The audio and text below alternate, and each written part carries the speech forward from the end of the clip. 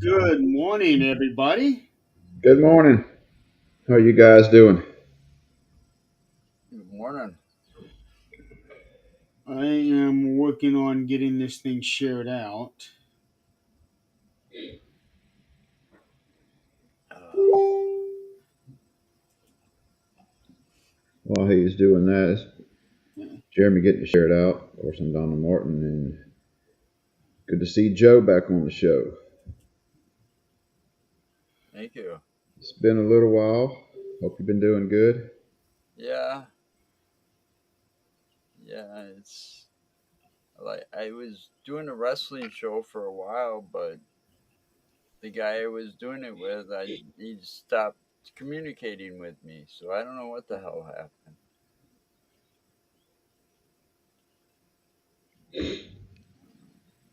I don't know. Man, me and Jeremy my life's busy, so it kind of go around my schedule sometimes, and it always don't Yeah. go as planned. Uh, I may or may not have to skip out for a little while today.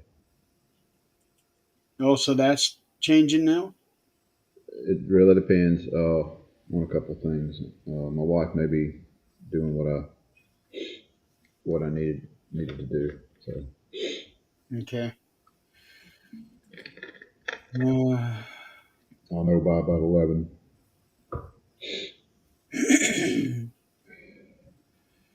all right. Still, okay, there's one. Still working on getting this thing out. I got a couple weird messages from somewhere, two different people on Facebook about no advertising in this group. Do you comply? And then it's like I don't know where they're from, what group they're from. Yeah, whenever I see those, I just leave the group because if that's all I'm going to get, then there's no point in being in it. Well, they didn't even list the group. That was the whole thing. I was like, I don't know if it's some kind of spam thing or what's going on with it. So I just ignored it. Yeah. Okay. I think I'm they. all done. There he is. I'm all done sharing now. All right, Chris. Morning. Goodness, I morning, can Chris. wake up. Ooh, I like that better.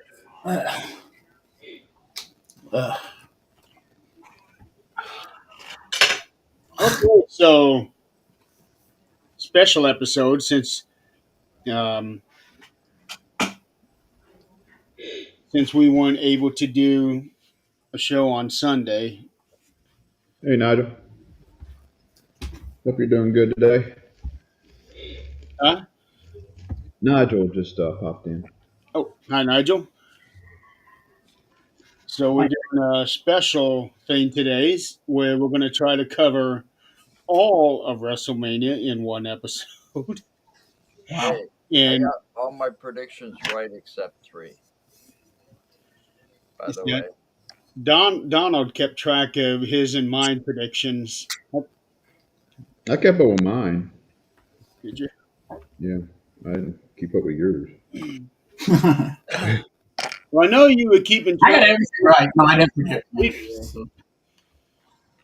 Let's see. I'm gonna do a quick once over.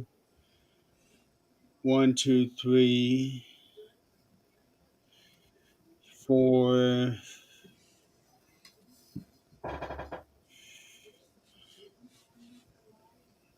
Got all but five. Let's see, I didn't get that one. So two of them, I think I was really undecided on. So with 2, 3, 4.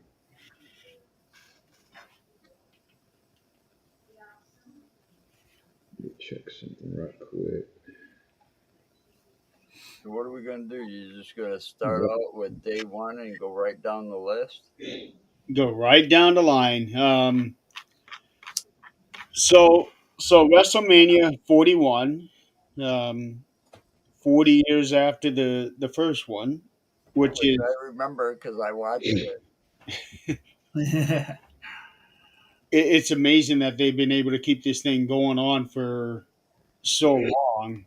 But it's also interesting if you think about it. Back when the first one appeared, you had to pay, 25, $35 to your cable provider in order to get the pay per view, because that's what it was called back then. Now it's just you got to figure out if you got the streaming service that it's on. You know, And that's the bad thing because if your internet goes out, you're screwed. you're screwed. Yeah. Well, But then back then, that would have been the same thing as if cable went out, That's true. you know, because I got the pay per views through the cable provider. And if we got a storm or something and knocked out cable, we were screwed for that too. I have always been But fortunate on that end, but there was one time I remember specifically where there was a bad storm going on where the event was at, and they lost power. oh yeah, I remember that. yeah, In your house, beware of dog or something like that. It was the Shawn Michaels British Bulldog event. Yeah. Yeah, they ended up doing a re pay per view like 2 or 3 nights later. I think I vaguely remember that. Yeah, that was that was a very interesting time. Yeah, it Remember was. one going down. I don't remember if it was WCW or WWE that went down, and then it was like people were pissed, because they paid that money for that pay per view, and then we're not getting reimbursed for it, Right. and all because of the cable provider, and it wasn't on their side; it was on the event's side. Absolutely. Had to fight tooth and nail to get anything back. Hmm. Well, we all went through growing pains on things like that. We did, they did, and now that they got the whole streaming thing, they don't really have to worry too much about timing. Or Yeah, money or reimbursing anybody. yeah. Because it's all a monthly subscription, and it's like it's whether you got it or not. Yeah. I'm enjoying the this um, era of streaming. So especially with the Netflix, now I can watch Raw and I can watch it after it's over. So I can skip Right. commercials and all that stuff. You Yeah. know. So having said that, they recently mentioned that they were looking to continue with the Peacock deal after it runs. So that's going to force fans to get Peacock and Netflix if they want to keep up on Well, everything. I've had them both for years, so to Yeah. me it Now, didn't matter. Okay. Hi, Chris. Hi, Chris. Yeah, me is if I can only, I only want one because I don't want to be subscribing to a whole bunch of them. So I'm only going to stick with one, and I'll just stick with Peacock since it's the pay per views.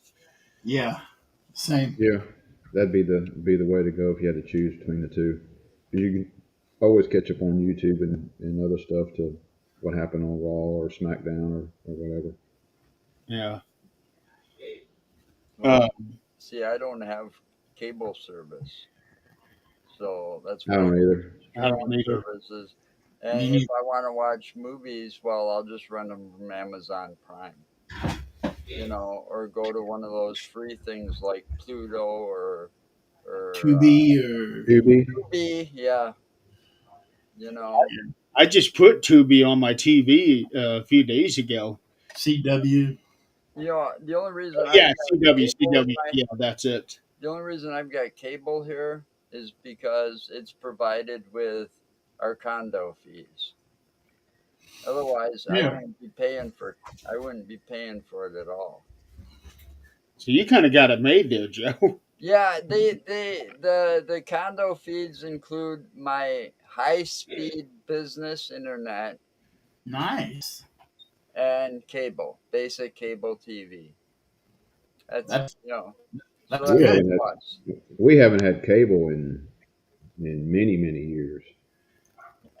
If I lived somebody else, someplace else, I wouldn't be paying for cable.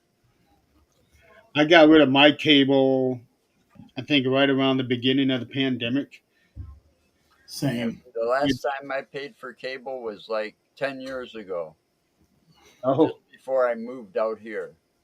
We haven't paid for cable since God. It's been at least 15 years since I paid for cable. wow. At least. Oh, I still got the little cable thing sticking out the wall over here, but I don't got cable anymore. well, that's all their hidden fees and all their BS. It's a much cheaper to get like Netflix or Hulu or something like that, or the package deal, you Yeah, know, with one of those because it's much cheaper. It's a set price. how much And, time? if you could choose right, you're going to be able to watch your shows, maybe not when they're new, but, when they get over there. Some of them do next day, some of them take a week. It's just, you got to wait for it then. Well, heck, nowadays, I enjoy watching series that are already put out. Yeah. 2 or 3 seasons, so you Yeah, can binge watch your stuff instead Right. of Right. waiting I a do that week. too. Well, that's why I'll get a whole series at a time Hmm. because if the internet goes out, hey, you know what? I can pop in a DVD. hey, these are my series. What Thundercats? Thundercats. Thundercats and He-Man. Ooh, He-Man. The old ones. Loved Thundercats growing up. Is that the old Yeah, He-Man? that's the old one from the 80s, Okay, they, 90s. they you ever Big watch Thunder the Barbarian? shows. Love Thunder So and let's this. I don't know if any of you remember this shit, but bye bye Black Sheep. Those were the days. yeah. Yes, Anyway, Let's get into wrestling. How about that? I yeah, was really quick. I was just watching a video about some of the greatest themes from the '70s shows, and yeah, number one was MASH.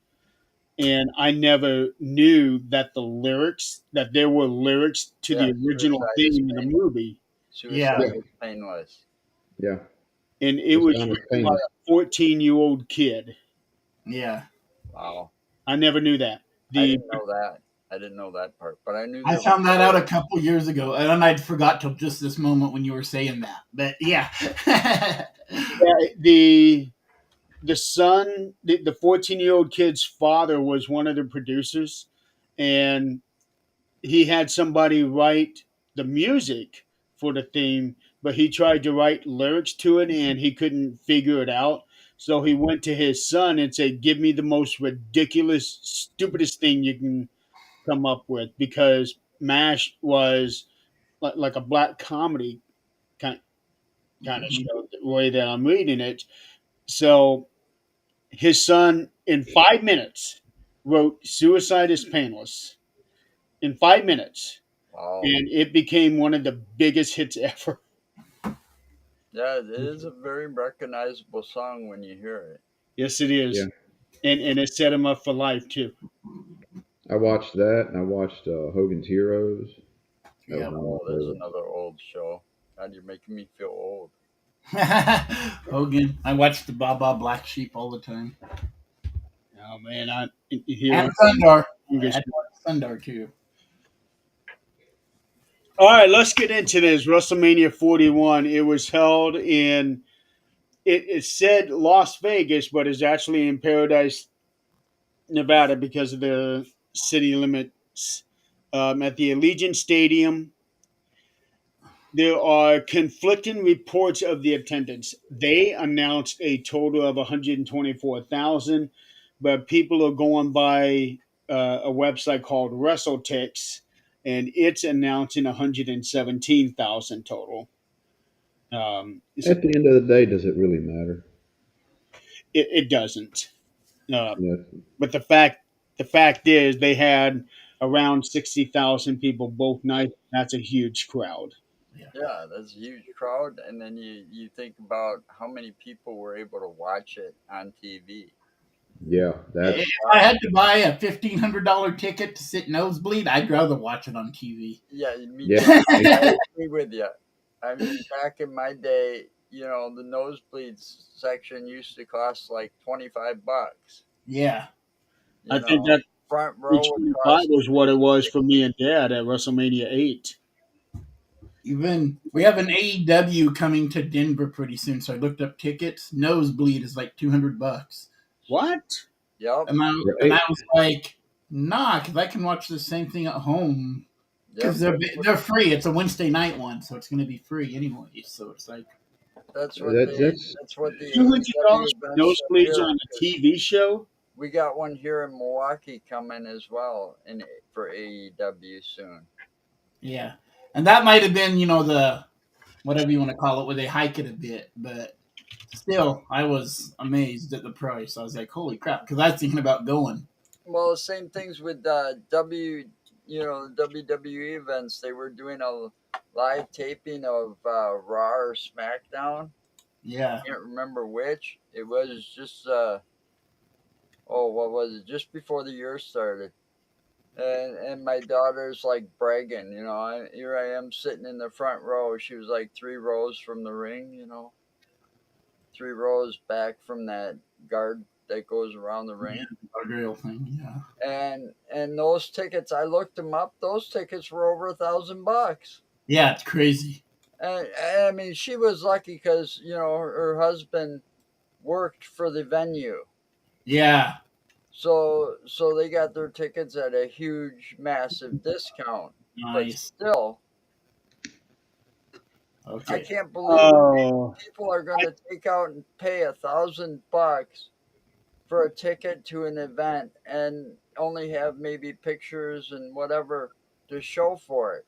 I'd Yeah. rather spend that $1,000 on a car that'll last me about 3 or 4 years. yeah, I just saw the one in Colorado. That's actually a special edition of Dynamite. It's the Fighter Fest. Yeah, but it's still on a Wednesday, Yeah, so it is. The closest the closest one to me is Detroit. They got two of them back to back, Dynamite and Collision, and then there's one in Illinois, Hoffman Estates. I don't know if that's Chicago area or not. Don't know nothing about Illinois. Just know how to get there. Illinois. Yeah. I'd like to hear you say that. You got to wait till Nick is here. I know that's the only time that's good. Okay. Let's. Okay. Anyway, attendance. Okay, so the attendance. So whichever one you want to believe, the 117,000 or the 124,000. WWE is notorious for inflating their numbers, um, especially when it comes to WrestleMania 3, WrestleMania 32, I think it was. Uh, at the Allegiant Stadium, I've driven by that stadium. It is a big freaking building. It holds 60 some odd thousand in football configurations, so Yeah, it wouldn't doubt it if. they started working on building the stage about what was it, a month prior, Donald? Yeah, yeah. something like. A month prior, and holy cow, that was an amazing set that they built, and It was. even to where fans could sit in that stage. Yeah, that Yeah, was that Yeah, was super I cool. like I like the whole ramp that they did with all the digital and everything, so they could put all the graphics and everything on the runway part. I love that part. They had only done that once before that I can remember. yeah. That was when Randy got chased by the giant sperm. That's the one. I'm Um, gonna have to look that up because I don't remember that. with Bray Wyatt for the world title. I think so. It was his graphic, and it looked like I don't know what it was supposed to be. I don't remember, but it looked like a giant sperm on the ground It on was the supposed ground. to be a snake, but sometimes don't things don't quite Yeah, project themselves as they're meant to be. he's always ever since Which he became a superstar, he's always been known as a viper. So there's Yep. the snake that would make sense. which event is that? Because I got to look that up now. That would have been okay. So Randy Go to won WrestleMania. 17 Rumble, so that would have been 37. Yeah. No, no, no, no, no, no, no. 7 33. That would have been WrestleMania 33. All right, I'm going to look that up. I had to switch over to the old one. I start typing stuff up. Nothing for you, but on this computer, I don't trust it. So Oh, I'll have to do here it. we go. That was my first thought when I saw that graphic, anyway. I But found I did like the setup for this WrestleMania. I found a good picture for for their stage. Is that this one? Oh yeah, Yeah. So here are the fans.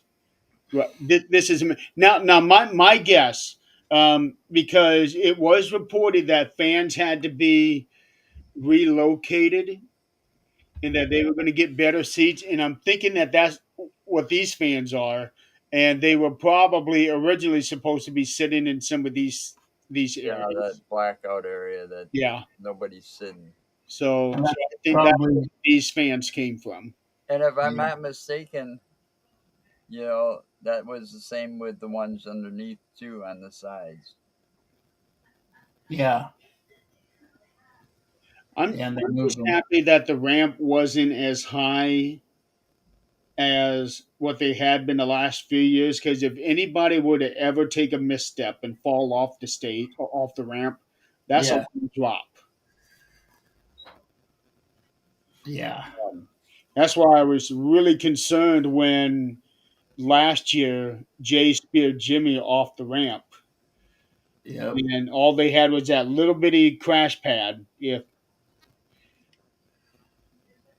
If they had misdone that, then somebody would have gotten seriously hurt. So I'm glad that they had that short a ramp for that. They're learning. Yeah. It's a new era. Vince is no longer in charge.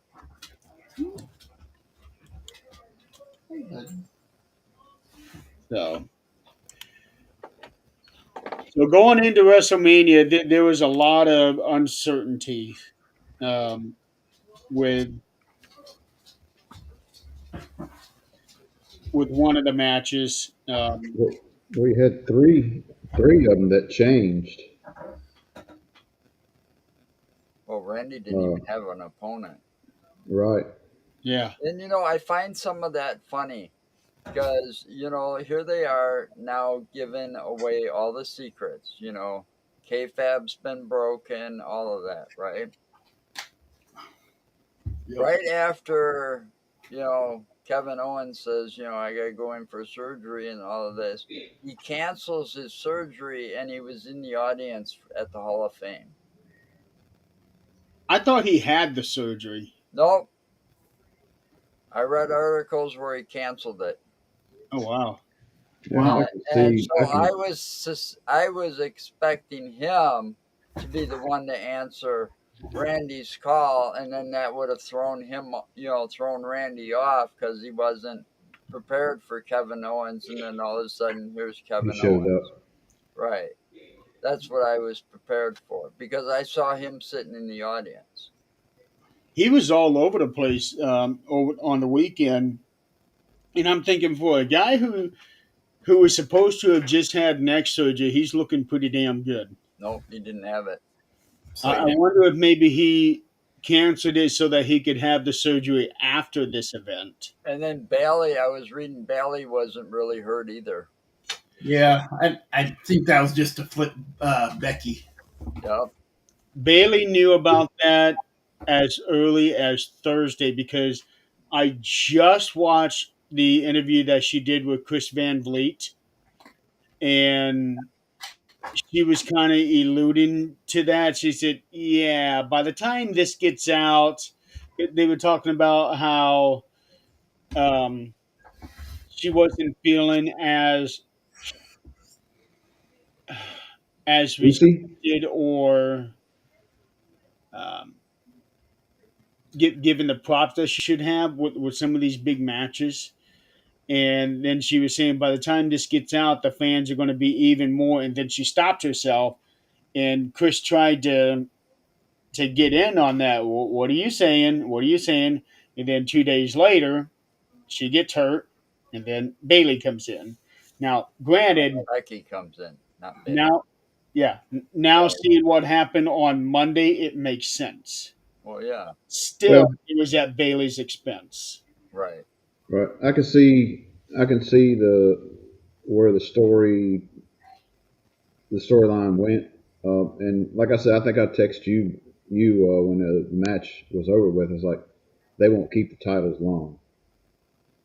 Yeah. Yeah, you said that. That, Less than 24 hours, you've already lost. yeah, And I Just kind of, when I saw the match at the end of it, I kind of see them hugging. It's like she's fixing to turn. She's fixing to turn on her. And sure enough, well, I kind of thought told you that she'd be fine. when you at the beginning, if you watched, here's Paul Heyman coming up with Seth in the vehicle, but Becky didn't get out with him, right? right? And all of a sudden, you seen Becky walking with Lyra outside the stadium for Raw. And it's like, I bet you they stopped somewheres and dropped her off first. So that led me believe that they're going to create a stable using Paul Heyman, and she's going to be the first woman that Paul Heyman manages. And it New could be, Dangerous Alliance. yeah, and it could be, this whole thing. They're already at the arena. They just use that So, because they've been known to, video stuff, way ahead of time and can perceive it as it being live. Right, Yeah. right. Um, Well, all of those clips that you see at the very beginning of the pay per views, they had shown that at during the countdown. Um, Well, you could tell if you pay attention. Some of those you could tell. Here it is nighttime, and the videos yeah, we were watching were during the day. Middle of broad daylight. right. and plus they're all supposed to be there about last I remember. They're all supposed to be there by 12 or 1 yeah. hours ahead of time. Yeah, So Hell, for that matter, the whole video of Payman and Rollins coming out of the thing could have been filmed, the night yeah. before, after the mat, after the or before the matches. right. Yeah. Okay, so both nights have had 7 matches, which is kind of typical now. Um, I can remember a time when they used to have 12, 13, 14 matches at WrestleMania on one night. Yeah, and they're quick matches too. Less than 5 minutes. Yeah, Yeah, You because know, back then they also had, you got a special ring announcer, special guest referee, all those celebrities there. They took up time, I, when they bring them out. I do miss those days. Yeah, So match number 1, which we all knew was the only match that could start this off. yep, Jey Uso challenging Gunther for the World Heavyweight title. This is where Donald and I were at odds because he's saying Jay. I said I wanted it to be Jay, but I think it was going to be Gunther to do it. well, I said it was going to be Jay because I don't bet against the Samoans. I said that with you on Friday. Yeah, Yep. I I would have picked Gunther in this situation. I didn't pick. I didn't pick in advance, so I'm just going by what I would have done. I was out with most of my picks. I was kind of not necessarily yes, I want this person to win, but I'm also looking at the storyline. Where is the storyline going? What is best? For What's the best business. interest of, yeah, for business? Best business Which is way are Jay they going to go? and that So Yeet merchandise. Well, yeah, he can work a crowd better than any wrestler I've ever seen. Oh yeah. You I know, won't, and I may, may disagree with this, but I don't think his mic skills are where they should be. They're not. no, No. no, but Um, it's that yeet and his song Yeah. and getting that whole Mhm. audience working up. Even Michael Cole did that. oh Started yeah, doing it. Jay had to teach him how to do the yeet thing because he was so out of sync and rhythm with the rest of the fans. He was just going like this. Oh, so you say Michael Cole couldn't carry a tune? He couldn't dance? His rhythm's off? If it had a handle on it. he was like the old man trying to act cool, and everybody could tell it ain't working.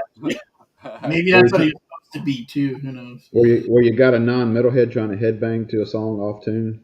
Right. Yeah, I've seen that before. Now Jay coming out of the crowd, that was a long walk, even more so than coming down the ramp. That it seemed like it took him forever to get out there to the ring from where he came out of. I don't know why I'm glitching again. It's your camera again. I got to The get another ghost. camera. It could. That might have been more of a mind game too, coming down that way, taking his sweet time, Yeah. making Gunther wait. Well, Gunther Jay came out to the ring first. Right, but I mean, it's like he had to wait and back before. Sit there and You're gorilla. sitting there, got a match, and you're a little anxious sitting there back there. You're gonna have to wait just a little bit more before you come out now. That's how I would be. Go in there, get my shit done, and get back out. Well, that's the type of person Gunther seems to be, though, too. Mhm. In and out. Now the match itself, I thought it was a decent enough match. I didn't think there was really anything over the top.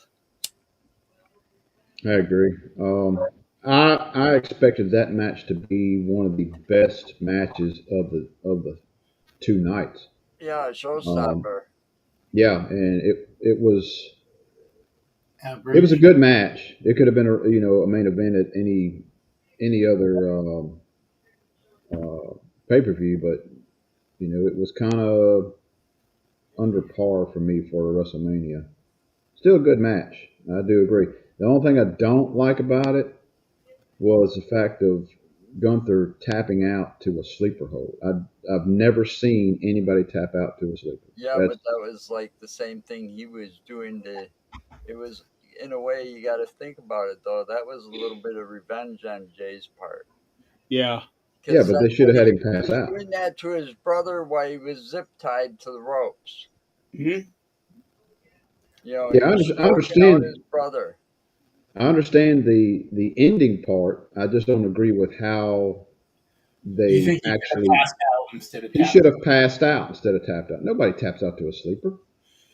Yeah. No, I don't, no, they don't. Not anymore. And I wonder if that was a improv on his part, that he didn't want to be passed out per se. I'm trying to think of the last time I saw someone pass out from that. Honestly tap out from it. I mean, Yeah, or tap out. Yeah. Well, Gunther or won a lot of matches by making people pass out with the sleeper last year. Yeah. well, Yeah. when did it change from one arm being dropped, or actually from Used three to be three three. drops to one? Uh, When did that change? I don't know. I was thinking that myself about a year ago. Yeah, Yeah. I think we even talked about it, Jeremy. I think maybe they're going for a more realistic thing because when you look UFC. at the UFC, and it probably happened when UFC and WWE merged, because with the UFC, that's what they do: arm up. If it comes down once, it's done. Yeah. Okay, that That, makes that sense. is my guess. So when they merged with TKO was what you're thinking then? Yeah, Yeah, that'd make perfect sense too. Yeah, it does Yeah. because I- Because I I like remember growing up with this thing, and then the Hulk Hogan. yeah, and then the Hulk right. Hogan doing Yeah. his little Yeah, no way, yeah, or The whoever. thing Yeah, that I never really liked is that they totally did away with submissions completely. Now it's all tapping out. yeah. And that happened in 97. I know exactly when that started. That happened in 97 when Kim Shamrock was brought in. Yep. And that was when submissions went to tap out. And I've never liked that since. Yeah. I don't mind the giving up, but yeah, the tap out part is kind of Right. Um, yeah, because you can't tell if they're tapping out or trying to get to the rope or yeah, fight your trying to Well, get. opponent. it's like there was when Roman's match, he was in a submission, and he was sitting there, agonizing pain, and he had his hand went down, and you could hear the crowd um, Two or three. Yeah. a little bit on the when the hand when he kind of dropped his hand down, Hmm. um, and it's like they just kept going. It's like, well, when the tap out, he was just hitting the mat. there was a match that I remember.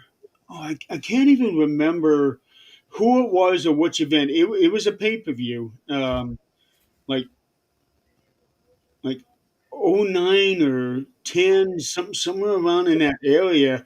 There was a pre show match, and somebody had someone in like an angle lock or something like that, and the guy that was on the floor was reaching for the rope, and he kept slamming the mat trying to get going. The referee took it as a tap out, and then they had a rematch on the pay-per-view itself. Interesting. And I have tried to find it. I specifically remember that, but I can't remember who it was or which event it was. I have never been able to find it. Maybe it got deleted from internet history. But see, now, Yeah, but I Nothing liked gets it better. deleted from internet history. Like Jeremy said, though, I liked it better before they did the tap out because the ref would be down there asking them, "Are you quit? Do you quit? Do Yeah. you give up? Do you give up?" And then Oh, they still "I give do up." that. But still, they take that tap automatic, and it's like that shouldn't be taken anymore because they should have to verbally give up, Yeah. to the ref, not well, it's this. like the I Quit match. Because it's like let's say the guy's in one of those holds, and let's say he's like doing this number to his arm trying to wake it up. The ref's going to take that as a tap, you Yeah. know Well, the biggest part of that is making sure the ref knows, hey, this is the ending we're doing. You right. know, unless you hear from one of the two guys that, hey, we're Yeah. going home, we're taking it home, then you Well, stick to the script. remember last year, it was one of the European events. Jade and someone else. Somebody had Jade in like a sleeper hold or chin lock or something, and it looked like she was tapping out. And Michael Cole even mentioned that it looked like she was tapping out, but that didn't happen. Yeah. I was gonna say old school. A lot of that when you would tap, it was a signal too to like, Well, okay, I'm gonna go this way to get out of it, or whatever. So if you get Oh, an older speaking, wrestler and like a sleeper and he's tapping, then Yeah, oh because spe- if you guys saw it on Monday night, Gunther had Pat McAfee in the sleeper, yeah, and he was turning purple. yeah. So with he couldn't breathe at one point. He actually said that I heard that, I can't breathe. Like after they got him and they were walking him down the ramp, he was having problems breathing. yeah, He's the one that turned a celeb that turned wrestler that actually does good. And now, obviously, he was an athlete before that too. But Mhm. I wonder if they're going to try to do something with Pat and Gunther. I hope not. Well, he stood up to him to protect Michael Cole. Yeah, that was That good. was something, you know. I was halfway expecting to see Pat and Corey Graves in a match this year. Yeah, they don't get along too well, don't they? Not Maybe that's a bad Is mix. Corey actually cleared? Yeah, he got cleared like 2 years ago. Okay. I thought I'd heard that, but I just wanted to make sure. And, and another person who's been cleared supposedly is Big E. Yeah, Yeah, I've heard that. but he's not. He basically has no interest of getting back in the ring from some of the recent interviews I've seen. Yeah. And Well, Mick. I would have liked to have seen him come into play in the New Day, even if he's not getting back in the ring, be on the outside guy. Manager, Um, yeah, I'd like to seen something like that. that. And that's the other thing. I thought, you know, after what I read, Bo Dallas has finally been cleared as well, and I was half expecting the Wyatt Six to finally show up in full force. Because Somebody Alexa said, Bliss, At WrestleMania would have been a great place, what but was that? Alexa Bliss hasn't been seen since the Elimination Chamber. Is that correct, Jeremy? right. So that you kind of half expected that when I read that. I heard she's got some kind of heat on her, but I don't know. I can't remember what about or anything. But She just came back. How well? No, can't really say that because could have any been something backstage, time. you yeah, know. backstage something, not. Well, to be perfectly honest, there was a lot of things that were expected of WrestleMania this year, and there was a lot of disappointments. Yeah, Yeah, Having some really good matches, but there was still a lot of disappointments. Um, but going back to Jay defeating Gunther, I'm glad. I'm not really sure what to expect out of this title reign. I'm curious to see how he's going to carry it. They say that the chase is better than being chased. Especially for a baby face. Yeah.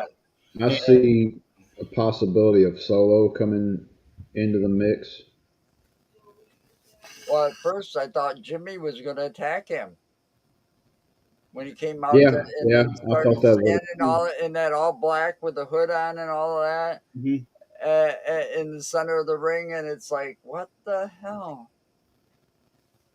I Maybe honestly expected him to like do that jealousy type brother versus brother turn again. Yeah. well, maybe they learned from that debacle last year of their match because their match Was was John? horrible. Yeah, that Oh my god, it was horrible. it was bad.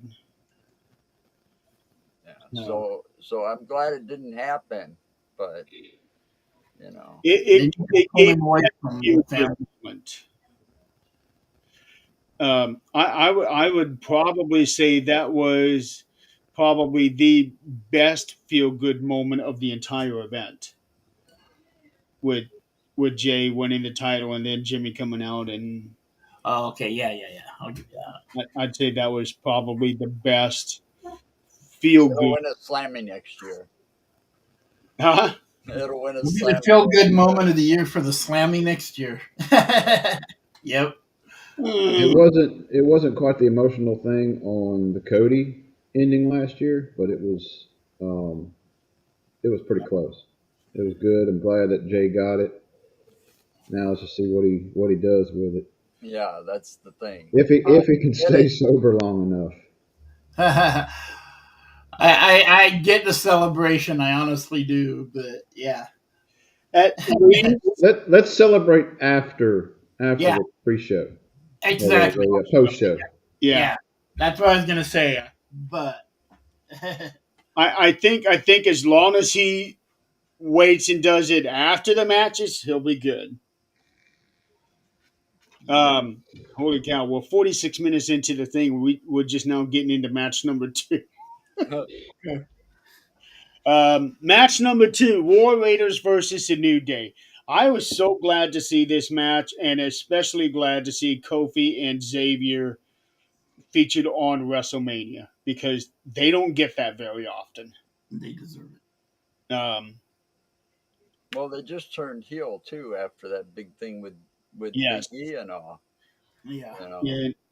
and I was so hoping to see something of Big E coming out, but that was disappointment number one. Well, Hmm. I kind of knew that wasn't going to happen, so I wasn't disappointed. You Yeah, know. Would have been but cool. I thought it was a decent match for what it was. Um, it kind of reminded me of like WrestleMania 5, where you had the Rockers taking on the Twin Towers. The little versus big. Yeah. Yeah. So, but in this case, it was the little guys that won, and honestly, I think they deserve it, especially with what they've been doing the last few months. And Xavier, I don't think has ever really had a defining moment for WrestleMania, except for that stunner that he got like 10 years ago. But he got a big win. He got the pin, so I think that was a pretty good WrestleMania moment for him to have. Who? um, any thoughts on that match? I I thought it was actually a missed good that solid match match. that way, so It's a good I solid called that match. one. Yeah, I called that one. I'll get you my at both nights. I'm at 10-4. I'm picking winners and all. That match was pretty good. You know, the War Raiders, the size that they are, They could it move. baffles me. A man that large coming off the dang, you know, yeah, top. they're good. I They I know he should not be able to move like that. They were fun to watch in the Independence and all that back before they got WWE moved. Move set. Well, he jump off the top rope to the floor on the New Day? I think. I don't remember. I remember the first one he did. It looked like he slipped a little bit and almost didn't get it full clear. Sorry. I saw a lot of those mistakes, missteps. Yeah. You know, it's really good for the War Raiders to be in WrestleMania, especially considering both of them had just had neck surgery, Yeah. and it was being said for a little bit that they would never be able to come back. Right. Well, let's see. They said that about Shawn Michaels. They said that about Edge after neck surgery. They said that. They said that about a lot of wrestlers. It's all about the self determination and Right, but look at how listening long to they were doctor's gone. advice and healing properly. Yeah, Doing the And it depends rehab. on the next surgery. Well, you look at Stone Cold. You know, Stone Cold with the major neck injury. You know, temporarily paralyzed him for a little bit in the ring, and he still come back and did what he did. yeah. He he should not have been able to continue on that match. But Kurt Angle won a broken gold medal. Gold medal, yeah, Yeah, in the Olympics with a with broken a neck. freaking broken neck. Yep. yeah, Legit. I mean that's legit. Whether Yeah, you know. yeah, that probably should have killed him when he was doing that. Yeah. All power, but that led to all his drug and blah blah blah. Yeah. Another story, another time. So the next match you got Jade Cargill versus Naomi. Um, I Interesting. thought Jade improved quite a bit from how she was last year. Um, I thought it was a really good match, considering how limited I think Jade still is. Hmm. Very limited. Base it on if everybody's on the same level. Not looking at Jade's how far she's come, but base it on the current roster. I've got my matches kind of ranked what I think is the best to the worst. Decent match, but I've got it at the bottom of the list on my count. It reminded me of one of Jade's AEW matches, quite honestly. Just kind of And there, and it happened, and there were some moments and some spots, but and the reason I say that is because it seemed like the timing was off on a bunch of different spots where yeah, one of the wrestlers was standing there waiting for the next move, like off the turnbuckle. Jade is sitting there just like seemed like forever waiting for Naomi to get to the top rope and jump off. like I was like, do it, come on. yeah, yeah, hurry up, and looking up at her, doing And this number and looking like, oh, come on. And I that don't has know to the do with, exact spot, but some of that could be on Jade, and like she gets up too quick because I'm the right, powerhouse, so let me get up instead of letting Naomi climb to the top and you struggling to get up, and then oh here comes the cross body or whatever. right. Well, And she that I think that to do with, being there and still being, I won't say new, but, kind of Yeah, new. let's see here. I'm looking Jade up. Um, and she's been around 5 or 6 years now, 7 total, not just WWE, but total maybe. Right. Yeah, I used to see her every now and then on AEW. Yeah, she was a champion for like a year, the TBS women's. so this is Jade's second match of the year. Okay, yeah, Um, she's at Royal Rumble. no, she was not. No, I was trying to think. I saw her somewhere before, and then she just like disappeared. Well, she came in. He She made her came in at return the at the elimination Elimination chamber, Chamber. and then Yeah, had a match with Liv, but that was a month ago. And then she doesn't have another match until with Naomi. She had been with the WWE. got thrown off the chair. Or whatever. Let's see here. She's only had 49 matches total in the almost 2 years that she's been with the WWE. Oh, okay. Well, that ain't horrible. That ain't the best, but Right. How, Well, that's how much? that's a couple matches a month. she also had 4 months off. Yeah, And in those 4 months, hopefully you know, working on your skill, working on your craft. Training and learning. I think she did Right. because she did look like she was doing better. I'll give you that. I'll give you that. I Uh, agree. I mean, it wasn't, because you ain't got nobody else to hold you up. You ain't got Bianca there to help you out. It's just you and Naomi. well, Jay did come out with a new move that I thought was really good when she had Naomi on her shoulders, and then she did this Oh, the forward spinning. air turnaround and power bomber. I did like that. You could tell they were like, okay, ready, let's do it. you could see that in it, but yeah, I did like it. I did like it. Is that the one? It may have been a different one where she power bombed her and almost landed Naomi on her head. I'm not sure. I remember the move. I don't remember if that happened or not. It was There was one where Naomi was finish. It was the move right before she did her finish to end the match. Yeah, okay. There was one where she did it, and it looked like Naomi almost landed on her head, and she kind of folded her up with a pin. Of course, she kicked out. yeah. Um, When it looked, I was like, oh my god, that could have been bad. Yeah, I have to look I at that. don't I'm remember not sure. that one. I remember the movie. I thought that's kind of cool, but I also was like, okay, you can tell they're like trying to get the timing down too. When she had her up on her shoulders, and which you got to do that. You don't want Yeah, to, but Yeah, I don't remember specifically. I just remember by the end of that match thinking Jade's gotten a lot better. I'll give you that. She's gotten better. I Yeah. agree. The next match I was really looking forward to LA Knight and Jacob Fatu for the United States The title. right person won that one. Called that one too.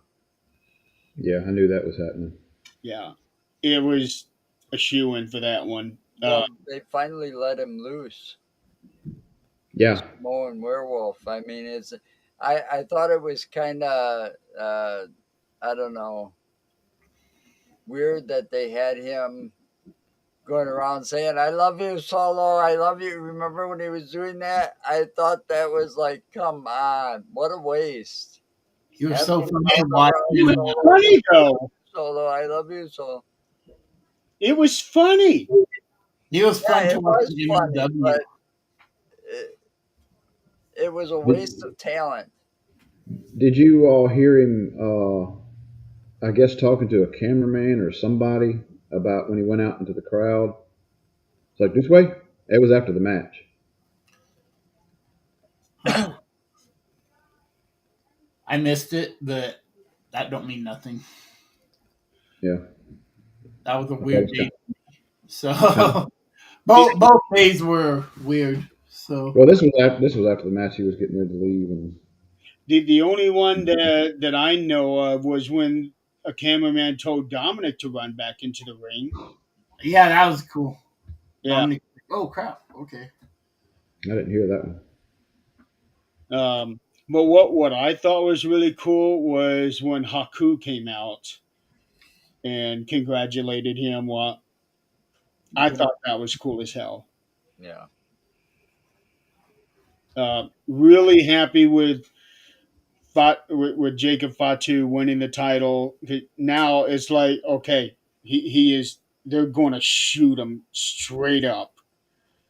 He was a beast. He was a beast when I used to watch him in the Indies and on MLW and all that. So I want him to be that beast mode again. I don't want the "I love you" and "I love you" stuff like you were talking about, Joe. And Yeah, it's like he's not part of that team.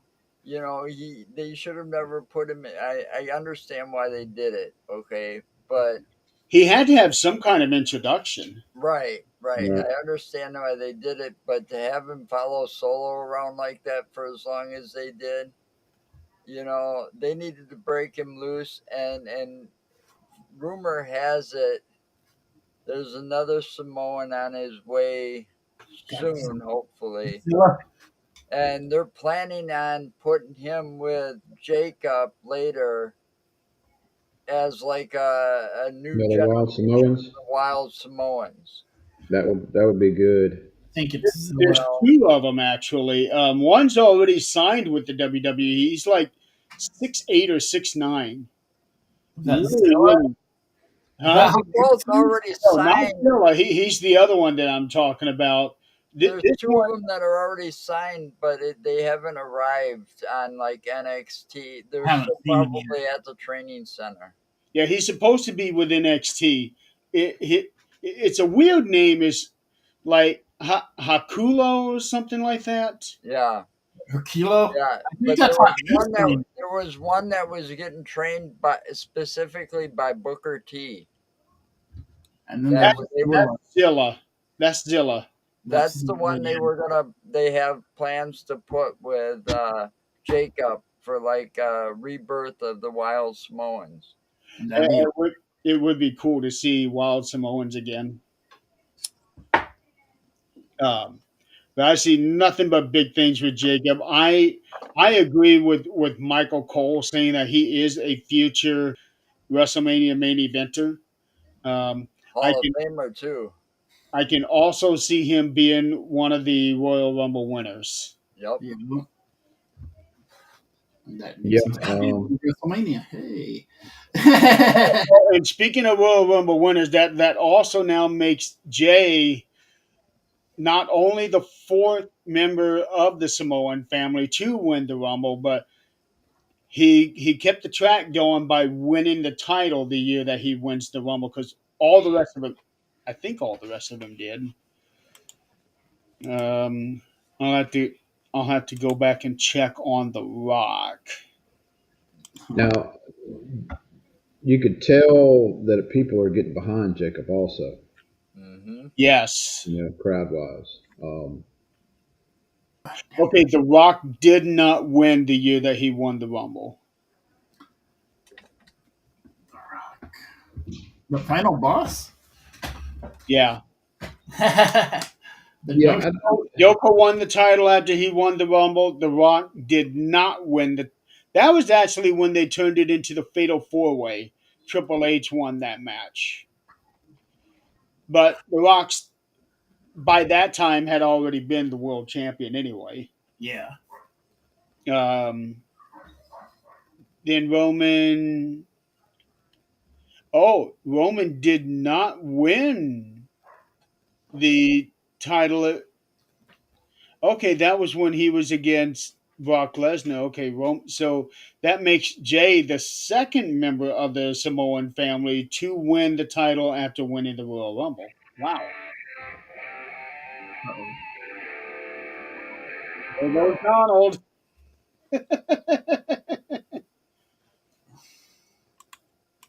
So, okay.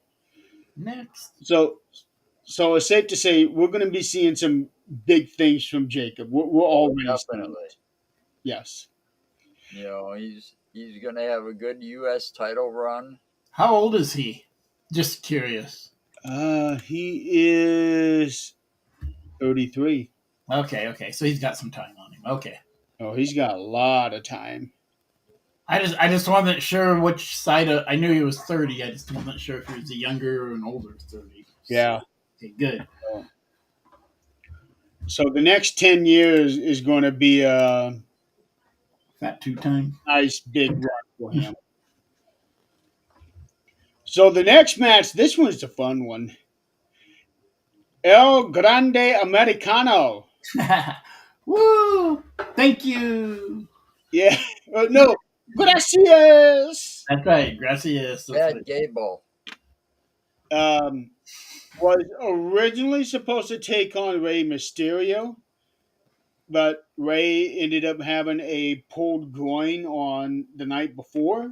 Now, was that legit, or is that another one where they just wanted to put this other No, guy? that was an actual injury Yeah. because of like a misstep type thing. Okay. He landed wrong. Okay. I did not see the night before stuff or hardly anything the week Yeah, after. one of the Creed brothers grabbed his foot and yanked him out of the ring, And and he yanked him just a little too hard, and that's what pulled his groin. Right. fair. Okay. So he ended up having to get replaced by another Ray Phoenix, Yes. who literally just debuted not even a month prior. Um, Yeah. Well, he got his WrestleMania debut, his first WrestleMania, like real quick. yeah, Yeah. less than a month after he signed. Who does that? Wow. You Not know, many. I don't that think was anyone a, ever but has. that was an amazing way to showcase his talent. Yeah. Phoenix is good. I can't wait for him and his brother to go at it. I mean, they're going to drag out that storyline, but there's a dream match in the works where Ray Phoenix versus Penta, mask for mask, and they're brothers. So They're also a hell of a tag team for a long time. So yeah, but this is a dream match, and they wanted to do it in WWE. So first comes Penta, and then his brother follows later, yeah. and they'll work up to it. But if you notice, one's on Raw and one's on SmackDown. Yeah, Yeah. So I would like to see them as a team first before yeah, they start yeah, doing I that. would. I mean, AEW had their contracts, and that's I why. didn't get to see them as a team. I've only always saw that. I don't watch ADW too often, but when I do, I remember some of the matches. Yeah, same. Only when I hear or see someone good's going to be on there or something catches my eye, then I'll go and watch it. But different program. We're talking about Well, Mania. I'm a channel flipper, so Yeah, I A- I keep am. seeing commercials. Yep. AEW has really fumbled the ball on a lot of their wrestlers. Yeah. Well, Pantera, that's why they're coming back or showing up over at WD because Vince is gone, and they gotta people are that are here now are saying, "Oh, it's a much better work environment now that Triple H is in charge." CM Punk's the biggest one. Right. Well, Yep. he said, when he left, he said, "You'll never see me here back ever," and he kept insisting that while he was gone. In interviews, he was never going to come back to WWE. But once Vince was gone, and once that stuff started happening, you know, he came back. He came back, especially after having bad experiences at AEW himself. Yeah, well, didn't he get let go? He Because said he quit. what was Yeah. what was the con that works over there? It's Nick Khan over at WWE. Tony. Tony Khan. Tony. Yeah, he was like some kind of conflict in Tony Khan's office. Yeah. With Every time I see an interview with Tony or when he does his media scrums, I keep thinking this is not the kind of guy that I would want running an organization. he is seriously just a fanboy whose daddy has a ton of money. That's all he is. Yeah. Are those He's two playing cons fantasy related? wrestling. Are those two He's playing cons related? WW 25 wrestling is all he's doing. Are Tony and Nick related? No. They say no, but Well, I was just wondering, because I heard a lot of different stories, but they said I heard the reason that it's because of the two Khan brothers or whatever they called them. They said that there's like a feud there, a personal feud, and that's why WWE and AEW will never collaborate. they could be somethings. But I've heard they're not brothers, but they could be related somehow. You know, Tony's and dad owns see, Jaguar. that's sad though that they'll never collaborate because they've got Dean Ambrose over there, and that would have been like something cool to see. Yeah, the Like Shield Dean thing. Ambrose, Roman Reigns, and Seth Rollins again as the Shield. Yeah, I would love to see that again. Like a Shield reunion, but you'll never see it because Dean Ambrose is quite happy where he's at right now. I just did a search. It says that Tony and Nick are not related, but there has to be some kind of relation, like maybe far down the line, where maybe they're distant cousins. Yeah, that's what I'm saying. Second or third Either cousins. way, there's a personal feud between the two of them, from what I understand, and that's why AEW and WWE will never collaborate. Yeah. Oh, yeah, that's why Sting wasn't there to induct Luger. And Yep. Yeah, because Luger really wanted Sting to induct him into the Hall of Fame, and one of them said no. It's Tony not Tony going to said happen. no. Tony didn't. No, Nick didn't even reach out. Yeah, see, Uh, so it's like, I heard Tony said no too. He's like, I wouldn't but have done but it either. yet but So yet they got this thing with what is that, TNA, yeah, which is nice. It's just too bad they can't collaborate with AEW because I could see some great things happening. Oh, great things have been happening because of that. But Um, but but yeah, it's they're probably related, but way, way, way, way down the line at some point. Yeah, Um, well, I just know what I read and heard. Yeah, yeah, absolutely. Same. And but that's all we can do until somebody talks to him. yeah, And but I was really glad to see Chad Gable finally get a singles match yeah, at WrestleMania. He has more than earned it, and But and it based wasn't on, under the name Chad Gable. well, that's I true. didn't even know that was Chad Gable. Okay, come on.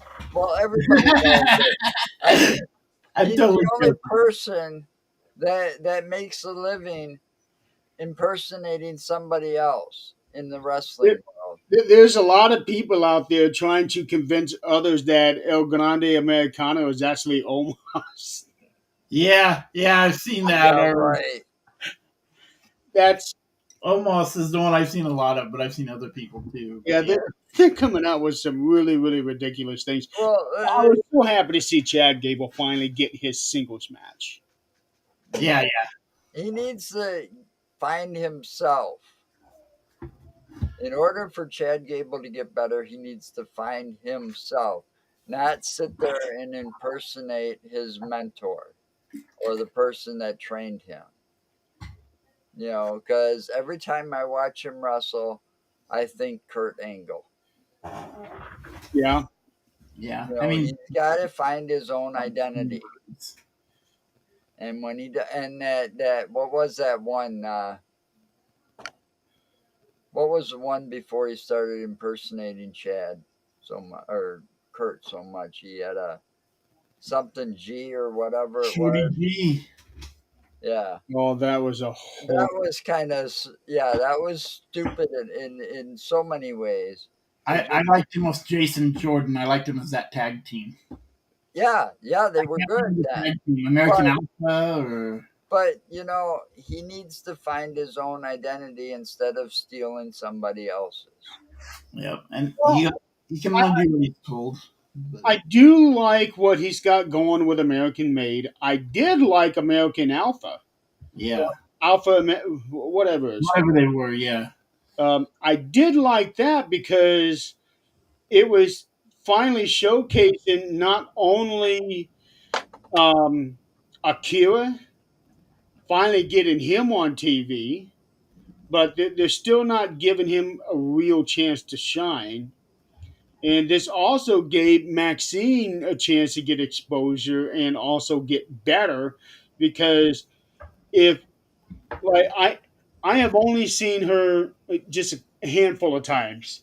Um, if you see her in the 2024 Royal Rumble, you can see there was a lot that she needed to work on. If yeah. you saw her at the Rumble this year, holy shit! Just get rid of that reverse That bull worm thing, and I think it would be a whole lot better. yeah. In regards to Chris Benoit, he'll never get into the Hall of Fame, and it's sad too with what happened, what he did, because his career more than warrants a Hall of Fame Well, induction. yeah, he and Dean Malenko were some of the best cruiserweights of that time.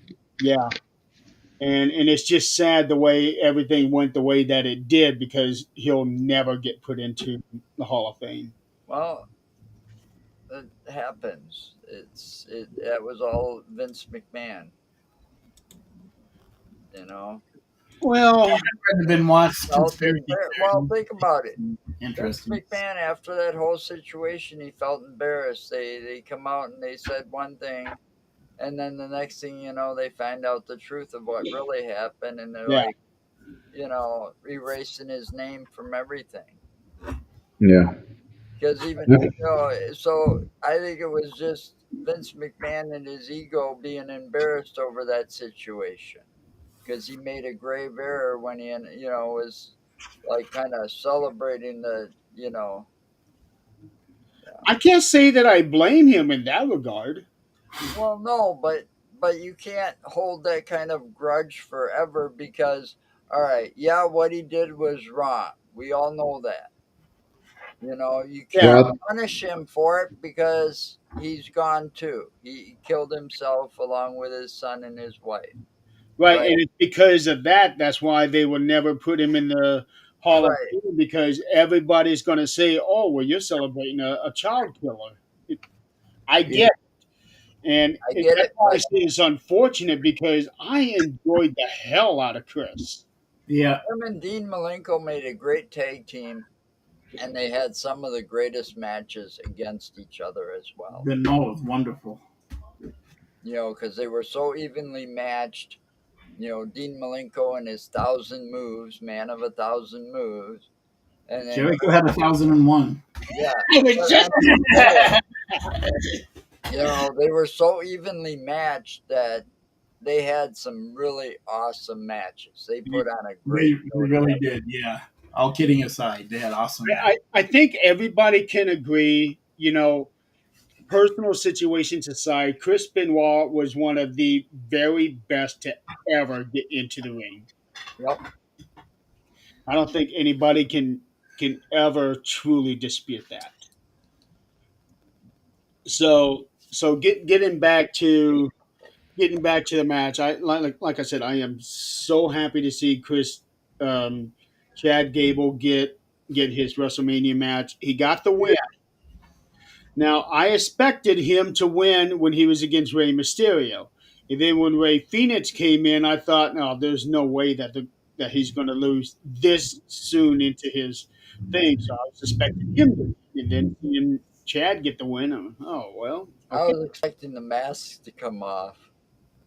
I was me too. too. I was expecting Ray Phoenix, or especially when it was Rey Mysterio, to go after that mask and prove that it's Chad Gable, but it never happened. That's coming. That'll happen. Well, Probably. they made That's it look coming. good. What was it? Chad Gable was interviewing, and you saw a guy wearing that mask walk I in. remember that one. Yep. That could have been one of his flunkies or just some cameraman doing it for, maybe. Who to say that wasn't Ray Phoenix himself? Because he does kind of look like him a little bit. It's probably like they do the security guards. It's Yeah, it was somebody that was built NXT about the wrestler. same height of Chad Gable so that they could make it look good. Yeah, Yeah. I, something may come to a head at that Worlds Collide thing that's coming up in June. that would be a good place to do it. Oh, and now they're partnered with AAA too. So who knows? I mean, Well, they could they do some bought stuff. Triple A. Yeah, they Well, yeah, bought that's what I mean. That's what AAA. I mean. Yeah. I Yeah, but can't they wait. got AAA under their belt, so they could use all kinds of lucha crap and all. Oh, I And I can't don't mean wait. crap in a It's bad going to way. be But very they can, interesting. yeah, they can make it very interesting now. I wouldn't mind seeing an all lucha rumble match. That would be cool. Yeah. That could go on for hours. Probably. That could literally be a pay per view by itself. You're right, Joe. That could. Yeah.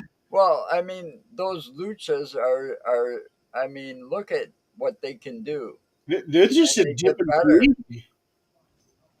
They're I just a mean, different breed of wrestlers, and it's so nice that we have already had a lot of Mexican wrestlers in WWE now, and now they just bought AAA. Holy crap! Think of the crossovers we can have now. yep. And those luchas, there's something to watch. Yeah, they're interesting. I mean, you think like our HBK was good at in the Royal Rumbles, where his feet didn't hit he goes over the top rope and his feet, he somehow manages, Yep. these luchas, Kofi and style. they're gonna make it look like babies play. Hmm. Yes. When it comes to their feet hitting the floor, because they got so many ways to avoid that, and a lot of them are small, like Mysterio. Holy shit, the things we're gonna see. Just yesterday, speaking of the athletic systems of some of these wrestlers, I just yesterday I was watching a match with of Lenny Poffo, Wow. Nice. and this Who was was Lenny Poffo? huh? You're talking about Randy Savage's brother. Yeah. Hmm. The So genius. so Yeah, this but they match called that I him saw Mean of Manny his had Poffo. to have been was early '80s, Yeah. taking on some some nobody, and the stuff that he did then we never saw until guys like Ricky Steamboat or Shawn Michaels did. Lanny Poffo was doing a long before Skin the Cat, Hit the moonsault. the moonsault. He was outside the ring and then jumping on the rope like what AJ Styles does, but doing the body splash. Something. Holy cow! He was doing this stuff before Yeah, he was a anyone bit of else. a he was a bit of an underrated wrestler back then. Very underrated. You know, Especially I once don't. he hit WWF. He was really, You really. kind of wonder if he was just in there for his brother's sake, or if he really wanted to be a wrestler or not. Because it's He like, actually wrestled before his brothers, so but it's like his heart wasn't in it. He didn't have passion. He could put on a good show, but his genius character and some of these characters weren't as good as they could have been. He's I one. He's one of the very few that has a win over Hulk Hogan. yeah. Hulk Hogan can just bite me. Yeah. I regret the day I thought he was something special, especially when I saw him in person. I was like on my way to work, and the guy gets out of this car in the small little bitty convertible, gets out of this car, and it's got California plates and everything, and out gets this big guy, and I'm looking, and I realized, when he said something to me, "What are you looking at?" I realized it was Hulk Hogan, right? But I was late to work. I had to get to work and stuff.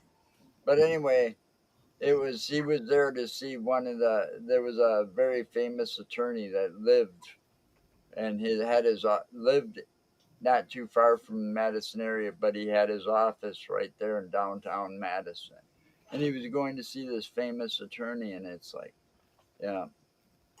But I thought, oh, I got to work and I was bragging, I just met Hulk Hogan and all this, saw Hulk Hogan and all this, and it's like, now I look back on it and it's like, there could But have been a lot of wrestlers to run into. even with all of that, there is no WrestleMania without Hulk Hogan. I I think I get that, but he got to the point where he was one of them that was responsible for ruining the WCW and Monday Night Wars and stuff like that because he had total 100% creative control over his character. The finger And, poke of doom, and brother. you give that a match with his ego. If he didn't want to drop that belt, he didn't have to. Look, if it I wasn't, wouldn't want to either. a lot of that stuff happened because, him, Bischoff being in the bed together and all of that. Look, for example, look at one of those worst things, the finger poke of doom, Oh, that was terrible. or Jeff Good Jarrett. match for squad. The thing that happened with Jeff Jarrett and Hogan, where you Yeah, know, it's just that's because that egomaniac. I was happy when the Netflix preview happened and they booed him to the point where he walked out and he hasn't shown his face since. Well, because in recent years, with the way things are now, you got a lot of interviews and things like that with past wrestlers talking about, what kind of a self-centered person he was.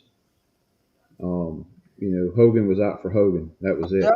that was it. Um, he so was up on top, and he even said he would do whatever it took to stay on top. Yep. right. I mean, he's got a beef where I don't think there was a future coming up, or it was one of the ones in the past that they did recently, the Saturday Night Main Event, and they were concerned about Hogan appearing on it because Ventura still got a beef with him.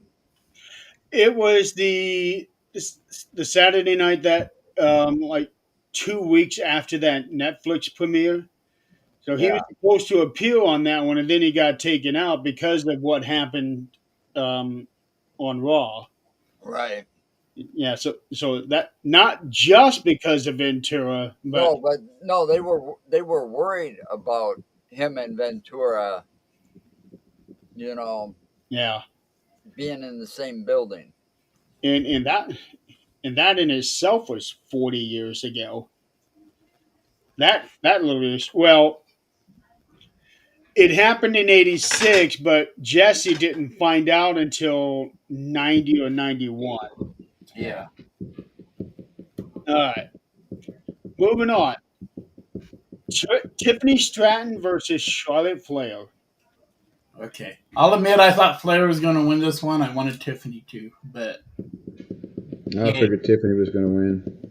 I So did I. couldn't make a decision on this one here. It was too close to call.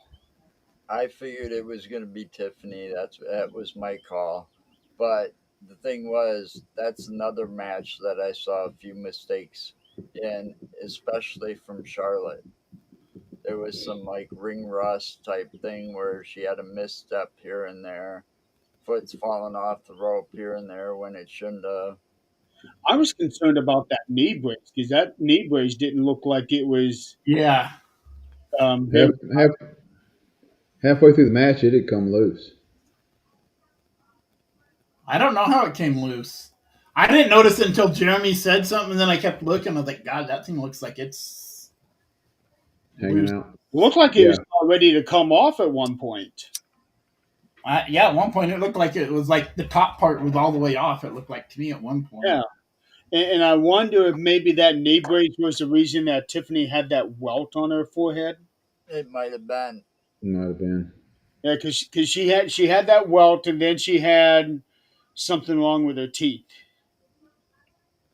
And I think she busted her lip open I too. noticed when she went backstage with the thing she pointed at her mouth in the post press conference thing. Yeah. Yeah, she came out with perfect teeth again. So she either has like veneers or something. Yeah. It may have been it may have been like, all right, put that in, Yep. real quick. That was a screenshot moment right there. Yeah. It was. It truly was. Rewind that. Just Yeah, because you froze for a couple seconds just it as she sounds did. like that. Yeah, that was a screenshot moment right there. As Well, far as I the think match goes, Tiffany's improved a lot, so she yeah. deserved the win. Yeah, no, she absolutely did, and I was hoping she would. I just figured it would be Flair because Flair, you know. I uh, I thought it was a really good match. I've got it rated as the second Oh, number nice. two match, and it was a very hard decision between that one, LA and Jacob Fatu, and crazy it may sound, uh, but Ray and El Americano. I mean, it was a tough decision to rate which one of those three matches was going to be my second pick because they were all three really good matches. Um, All in all, that whole night was really, really good. Um, I'm glad that Tiffany got the win because there comes a point where you need to have the younger talent to be Yep, pushed. exactly. And Charlotte is doing that. She lost to Tiffany 2 years ago. She lost to Rhea. That right there, to me, is the best women's match I have ever seen. Well, see, like what like I said over WrestleMania weekend, I watched a lot of the little shows here and there, like Pat McAfee's show and stuff. But I don't know who it was. I think it was Triple H when they were interviewing him, that or somebody. It was one of them. Maybe it was CM Punk. But it's like it's not like back in 10, 20 years ago where it was very cutthroat business, It's more like a family type thing where everybody's looking out for everybody back there. They're working together, making sure it's a safe environment. Now, back then you had no friends, and it all came up because of CM Punk saying, "I'm not here to make friends. I'm here to make money." So it all came up from that. Yeah. That's how that whole conversation came up in the interview. We got Yeah. somebody in the audience who was at Mania. Chief. I mean, Awesome. being in that crowd, wow, I can't even imagine. I I remember being at WrestleMania 8, Wow, that's but cool. 10-year-old Jeremy. No, I'm I know. And I'm, kidding. and I'm the youngest one of this bunch. Right. Really? Um, but the reaction of the people at WrestleMania 8 I is don't buy nowhere that. near what we're seeing today. But having said that, I would have loved to have been in the audience for WrestleMania 3 because that place exploded when Hogan slammed Andre. Hmm. Mhm. Yeah, well, he would have never done it if Andre didn't want him to. That's true. Right. You He's know, done a lot of wrestling moves, though. when it comes to Andre, he had the real strength. He had to be careful because he could have easily hurt them wrestlers at any given time if he lost his temper. Just like Big Show, you know. That's why they tried to book him as Big Show as Andre's son because they had the Hmm. same condition. And The that only was difference, believable for a time. the only difference is Big Show had that condition treated. When the option was given to Andre, he refused. Yeah. And I keep thinking, what kind of career could Andre have had if he did do that? Yeah, he might And, have had a longer career and lived longer. I mean, at the end there, he was in some extreme pain mhm. when he get in the ring, and he it's he it, might even still be alive today. But having said that, how would the Hall of Fame look now? Because the Hall of Fame was created specifically because of his death. yeah, and then you would and you also got the Andre Giant Battle Royal. Oh, they had screwed that match up. Who won that? Huh? Who won the battle royal this year? Carmelo Hayes. Oh, okay.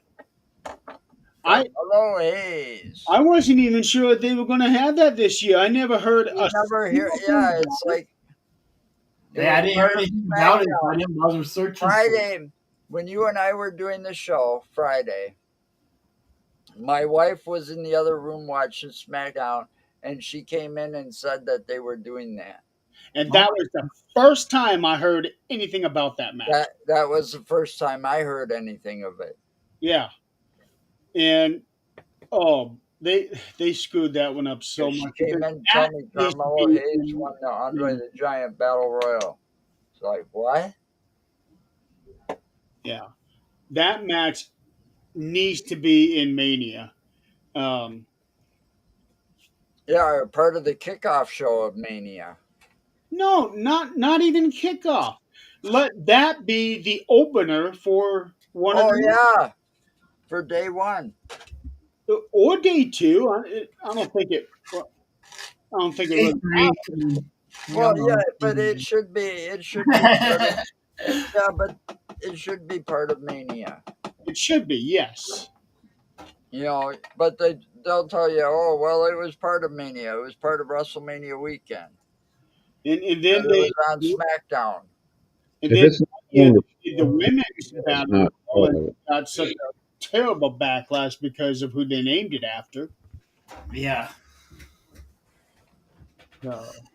They never did that again, which they should, because there are so many people on the roster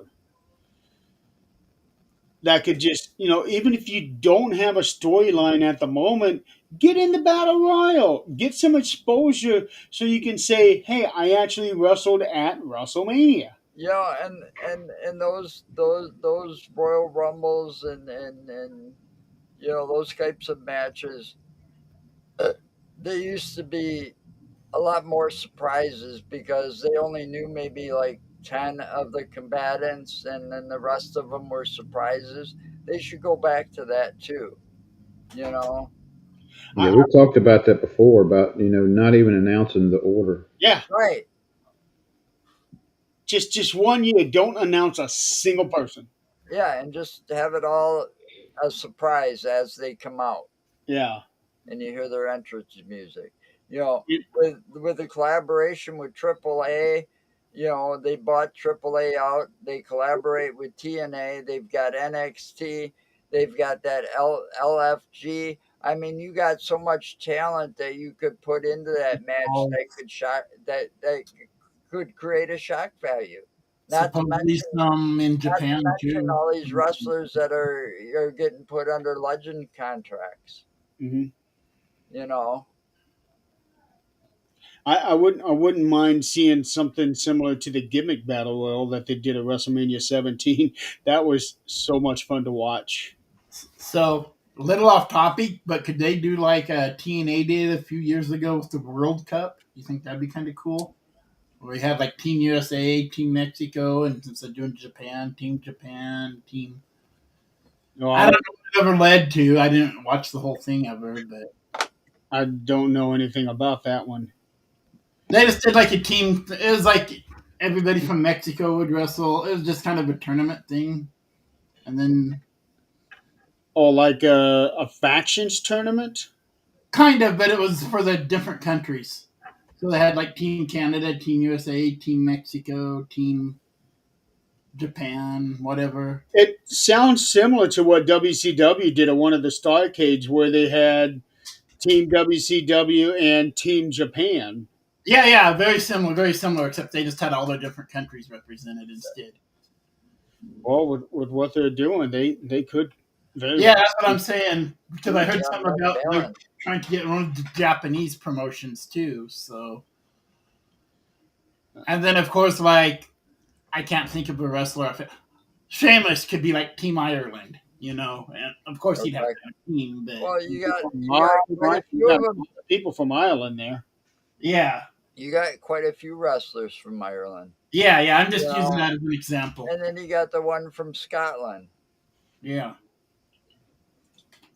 and all over. But anyway, just another. Sorry, we got to bounce on to the next match or something soon, but because we're already an hour and 40 in.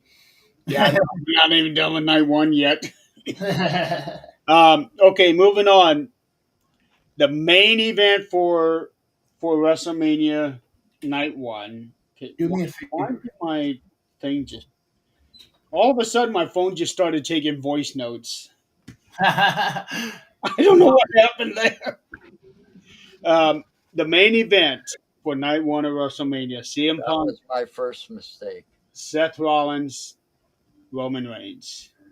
I did not see any of that coming. I called that one to Roman to win because I said don't bet against the Samoans. It, I think I told you Seth Jeremy is who I thought was going to win.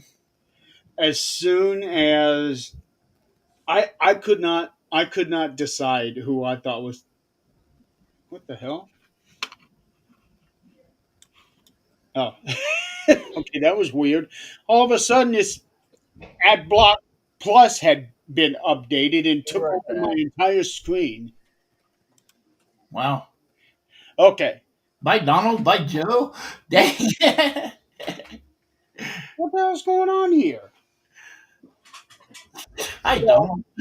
Having so crazy stuff going at first, I could not decide who was going to win that match until Seth Rollins told Paul Heyman, "Now you owe me a favor." And so right there, that took. Okay, Seth's going to win, and Paul is going to go with him. That he's going to turn on Roman and CM Punk. I knew that from that moment. That's what was going to happen. But until then, I had no clue what was going to happen. It I was a better figured match than I thought it was going to be. I figured CM Punk was going to wind up pulling the win just because they're pushing so much on him his WrestleMania Moment, moment. main That's event. but then when when he crossed CM Punk, I was like, oh shit, he's fixing to cross Roman too. I, There, there is a clip that I just saw last night at the beginning of that match before the bell rang. Somebody had a camera on CM Punk, and he was just looking over the crowd, and he mouthed it's like, "I did it. I finally did it," or something like that. Yeah, you got to WrestleMania and main event. Yes. So I'm really glad for him that he finally got that. now I can stop crying. Huh? Now you can stop Now I what? can stop crying about it. No, not after what Paul Heyman did. No. No, now he'll cry about that, but I mean, now he can stop crying about his main event. Oh, you're talking about the real stuff. So Ah, to me, that was match of the night. yeah, yeah. Definitely, definitely. Um, and To me, that was the match of the two nights. You know, that's also one of those ones that you're gonna get the oh my god and oh my fucking god moments for the slammies out of because of what Paul Heyman did. I mean, if you notice, he only went just like that once to CM Punk, but when it came to Roman, he was like in there going, He hit and he was like yep, yeah, back and forth. you want to get that in real good. yep, But to be fair, Roman did put his hands on him first. right. CM You Punk know, never did that. Well, not this time. I don't remember how things were back then. but I got some respect for Heyman because I also watched the documentary about him, and I've seen him in interviews, and other people talk about Heyman, and what he does for everybody behind the scenes Yeah, is a lot. I mean, Hmm. that guy, I can see when he comes out and he's not totally shaved or whatever, or he looks like he hasn't slept for weeks. It's because he's busy helping everybody else. So I got a whole lot different level of respect, but I can't wait to see where this goes. He is probably the smartest person in all of wrestling today. Yep, And the way that he does his interviews and everything is like, okay, is he in character or is this how he really is? Right. yep. Uh, but I'd like to track down that WrestleMania, the thing that wasn't televised. It was the roast of WrestleMania. I heard that Paul Heyman uh, kind of outshined the comedian that was hosting the event. I heard that too. Is that the one Uh, where he was uh, ribbing a fan? I did yeah, see a clip of that. He laid into that fan big He laid time. into a fan on the Pat McAfee show. Maybe yeah, that was it. yep. Yeah. Oh, he was brutal on He that one. like turned his chair around and looked the guy in the eye and like just laid into him. Something about deporting the guy. Yep. Yeah, it Yeah. was funny. Like, that he has no fear. He has no fear, and even the fan was thinking, "Oh, Oh, come why on." did I open my mouth? You Yeah, know, you do. he made Bobby the Brain Heenan look like child's play Oh man, when yeah. it comes to his level of genius. but still, wouldn't that have been something? Paul Heyman versus Bobby Heenan. My money would be on Heyman. Yeah, I think everybody's would, but No, I just think even Bobby if it would wasn't a do it on wrestling his own. match, but a battle of the wits or something, Yeah, or the mics, you know. I mean, Paul Heyman's a genius of when it comes to speaking, you know, and setting up these things. I mean, nobody saw that coming the way it did. not like that. No. We all knew there was a favor pending for Seth Rollins because he didn't stomp him, and he could have. And it's like, now you owe me a favor. We all knew that was coming, Mhm. but we didn't know how that was going to play out. I thought Paul Heyman, the whole thing, I thought Paul Heyman was going to stay in the back because Seth Rollins made references. I can easily just make you not show up. You know, he made reference to that a couple of times. So I thought he would have, after he comes out with CM Punk, it's like, go to the back, Heyman, you're out of here. Like Seth Rollins would have did that to him or something. I did not see it coming this way. Or attacking backstage. Yeah. But it was so good the way that it came off. Yeah. Well, and now I'm very interested to see how it plays, and I'm wondering if Becky Lynch is going to be the first ever Paul Heyman gal. I don't see how she couldn't. Well, especially after turning heel Monday night. Yeah, I don't see how she doesn't join them, because now we're in the beginnings of a new dangerous alliance. Um, See, I but knew she couldn't Becky hold on wouldn't to the be belt long. first though, because he had Medusa Yeah. then. Yeah, but I don't know. It's what I was reading the first, but the whole thing is, I knew she wouldn't be able to hold on to that belt for long because during when she came out, they said she's in between season 4 or something like that on a break from the sea because she's filming that Star Trek thing where she's on the bridge. Yeah, she. Start, And they mentioned like she's in between seasons or they're in between, so she's on a break.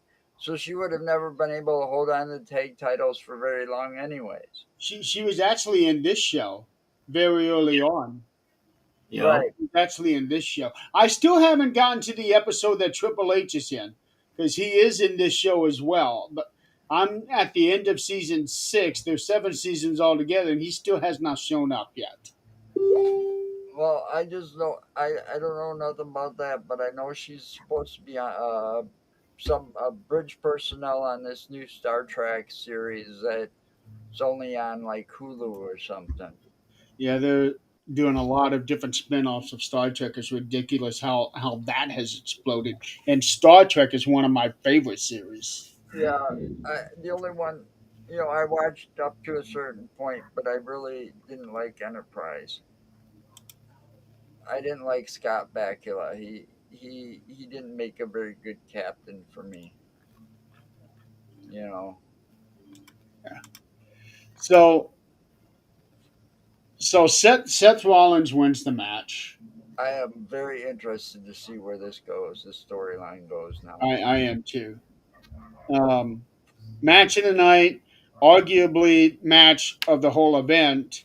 To me, it's kind of a cross between that and the other triple threat match. And that ought to make CM Punk feel that much better too. That his match kind of stole the show that he was in. Hmm. But at the same time, they let out somewhere over the weekend. My memory kind of gets a little faded with old age. Um, There was a lot happening this week. It's right, it was a almost lot to impossible take to in, keep track of everything. but I didn't know this about Paul Heyman. He was the one that formed and started the Shield. Yeah, Hmm. behind the scenes. quote unquote. Yeah. And because they were the Shield in NXT before they came to WWE and made their debut. And it wasn't supposed to be that original three. I think Seth was, but Roman was not the original Muscle.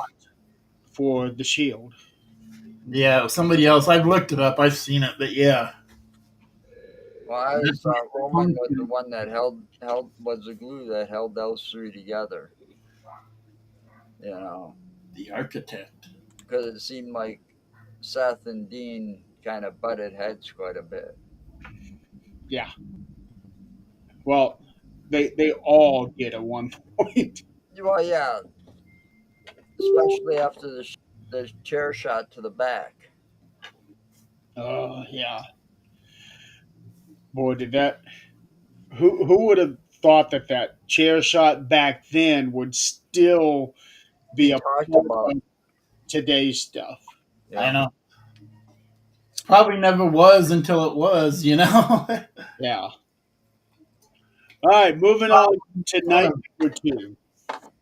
Oh, go for it. Start the night off with Io Sky. Well, first of all, before getting into the match, I want to talk about um, what really kicked off. They did "God Bless America" by Jelly Roll on Saturday, That was good. and then the actual national anthem by somebody named Ava Max. Yeah, somebody who the hell is she? I don't know her. I knew who Jelly Roll is. Oh, everybody knows who Jelly Roll. My daughter got her picture taken with him when he was in Milwaukee doing a concert. He's a tall guy. Yeah, he is. Um, Ava Max. So when she was introduced like this huge star. 50 billion billions, not million, billion streams. I thought, holy cow, who is this? So I go look her up. She barely has any hits on the Billboard charts. All of her stuff is from like Spotify. That's it. Wow. She barely qualifies as a one hit wonder by Billboard standards. And Billboard, I thought, was still um, the standard of what music is. It is in my eyes. Well, come on, Joe. She's from Milwaukee, Wisconsin. Hey, well, I'm not into the local music scene No, around I here, get you, but I man. do know somebody who is, and I have yet to contact. He might have actually heard it because he does local radio and he interviews the local musicians. I've heard her songs that hit the top, whatever it's called. I had heard it, but But I had no Spotify, I realized it never was heard of something her, I can listen to. period, until Sunday night. Yeah, but until I went back Spotify and listened to it, I had not known. Spotify's like anything else out there, like YouTube. It's like, all right, there's ways to pay to get subscribers. There's ways to make it look like your stuff got more views than Mhm. it did, so on and so forth. There's a lot of shit out there that can do that. And it's like I don't trust anybody that comes from them. Right. It's like Paul Logan, for example. You know, he's like a superstar, you know, hit because of his videos or whatever. But he's also got the background to back up his, stuff in the ring. Well, I'm looking at her discography right now. Yeah. She has two albums released. There's a third one on the way. In the US, her first album in 2020 only went up to number 27. Then her second album in 2023 only went up to 34 on the Billboard chart. So she's not even in the top 10. No. Well, my friends released a bunch and has never got any in the top thousands. So. Well, they I- still, I'm the so same way. Now, for singles, her singles, she has one, The King and two, Queen's one of the one three, I've heard. four. 5 songs that made it um, to the Hot 100. 5 songs, and one of them actually made it to the top 10. Well, they kind of blew it with night two on that. I mean, you got Jelly Roll, who is known worldwide. Yes, All right, arguably everybody knows who he is. Okay, but you had a lot of people out there like, huh? and When her when name was announced, they needed that big name. when Alicia started listing her accomplishments before saying her name, I thought they had Taylor Swift. Yeah, The way that she was building her up, I thought she was going to say Taylor Swift. And And, then when she said Ava Max, I'm like, who who? the hell is that? Yeah, Yeah, and maybe, just maybe, something happened and this was an emergency replacement. that could have been. I But don't And know. I so they mean, had to kind of build her up a little bit. they And spent all somebody this, knew, whether they it was spent all Jelly the Roll money or for the Triple H, stage and all of somebody was like, that. oh, I know this person.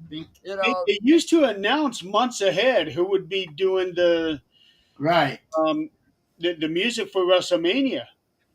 And now this is like 3 years in a row. They haven't announced it at all. It's just, here you go. they better Right. get on the ball. I mean, they dropped it for night two on the music and Yeah. the person. They dropped a lot on night two. Yeah. Okay. So, oh, and Triple H also opened night one. And Stephanie Stephanie opened night two because I think they did the same thing last year. last year. Yep. She she is so good at hyping up the crowd. Um, and bye bye Chris. Well, they didn't need any help on night one. They had Jay Right back. Lethal for that. Yeah. So the match opens up with Io Sky, Bianca Belair, Rhea Ripley. Now, CM Punk actually said, like a couple days before this event, that that match should have been in the main event. Yeah. And I thought, wow, that really big of him to say that, considering he's just now getting his first main event. He's saying they should have been put in the main event. And after seeing the entire event, I'm thinking, okay, maybe they should have main evented night one, and then the men main event night two. It definitely would have been a lot better. I Uh, agree. Yeah, that was a good match, even though Rhea wasn't supposed to initially be a part of it. It wasn't supposed to be a triple threat match. according to the preview of WWE Unreal, it was supposed to have just been Rhea and Bianca. Yeah, So why did they all of a sudden switch gears and put her in there? Not sure, but Just to get her a match? this is something that they had back in October, I think. They had John and Cody, Randy and Kevin, AJ and Logan, and Chad and Rey Mysterio. Those are the only 4 matches that made it this far when they did. All of the others were completely changed. Jay was not even supposed to have been on the card from what was shown on that little whiteboard that they had. and Becky wasn't going to be part of it either right away. Yeah. They made So sure. so that tells me that most likely that CM Punk was supposed to win the Rumble because they had Roman Reigns versus Seth or CM Punk and Gunther versus Seth or CM Punk. But there was so many different changes. Dominic was supposed to take on Bad Bunny. Well, they Well, weren't thank even God that sure. didn't happen. See, the Yeah. whole thing was they weren't even sure if Jay was going to be able to carry the company with the title like Gunther or somebody else was. So, I'm you still know, not sure he's going to, but he's good for business. yeah, he is good for business and good for the merchandise. I mean, there was a Still have lot to of yeet see. merchandise out there. There always is when you see Jay come out. Hmm. Yes, Still have to see how he carries it But all. in that aspect, it's like you had Seth and Roman leading Monday Night Raw and SmackDown. They got to change the guards once in a while. Absolutely. yeah.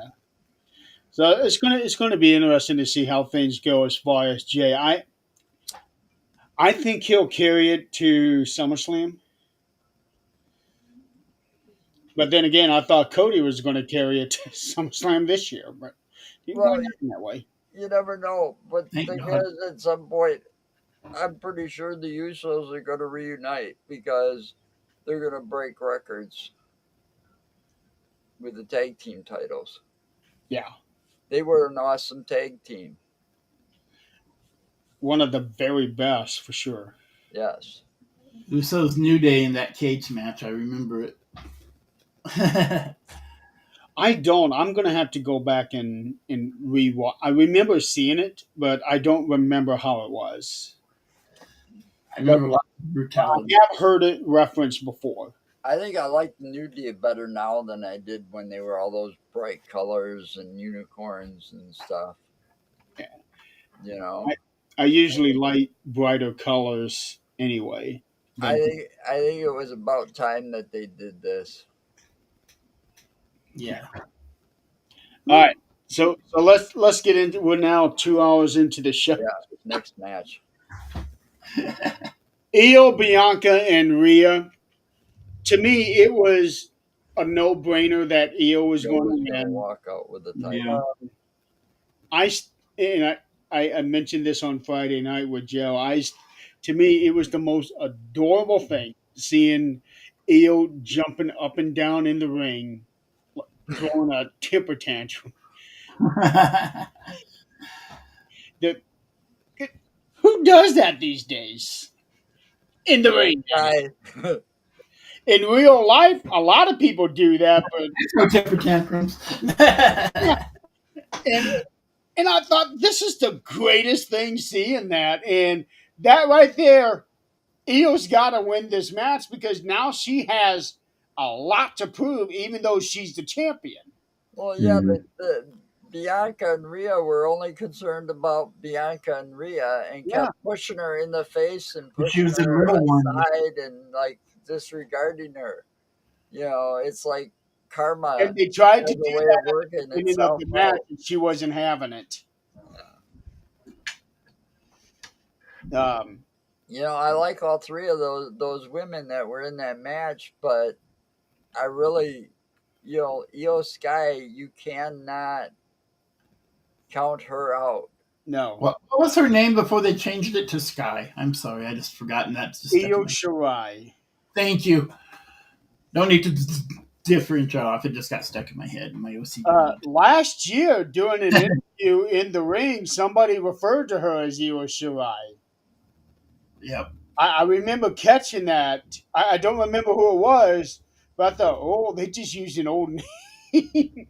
Yeah, I like it when they do that. Yeah. She And they're kind like, of oh, looks like a cartoon, those Jap animation cartoons in a way I, when they do the close up on her. I just wish she would stop doing that damn trash can bit in the war games. you can only do it. So I wasn't impressed with it this year. Last year it seemed natural. This time around it seemed like forced to me.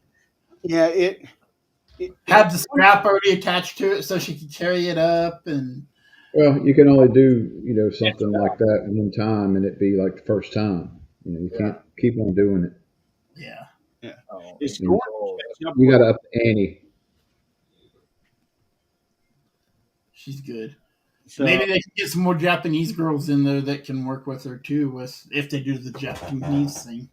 well Kyrie Sane is said to be cleared now. Ooh, I like Kyrie. Pirate Princess. Yep. And then Asuka I haven't really heard anything about her lately. Last I heard about was when she was fearing for her safety. Yeah. I haven't heard anything about that since. No, I haven't Stay either. safe always. Yeah. So, Yeah, but she wasn't the only one fearing for her safety because at one point I was reading a story of stuff that was happening to Rhea Ripley as well. oh yeah, somebody She had got actually like a sent stalker or a something, or a package couple of to her stalkers. house. Yeah. Yeah. Yeah, that was. I'm sure that was pretty scary too.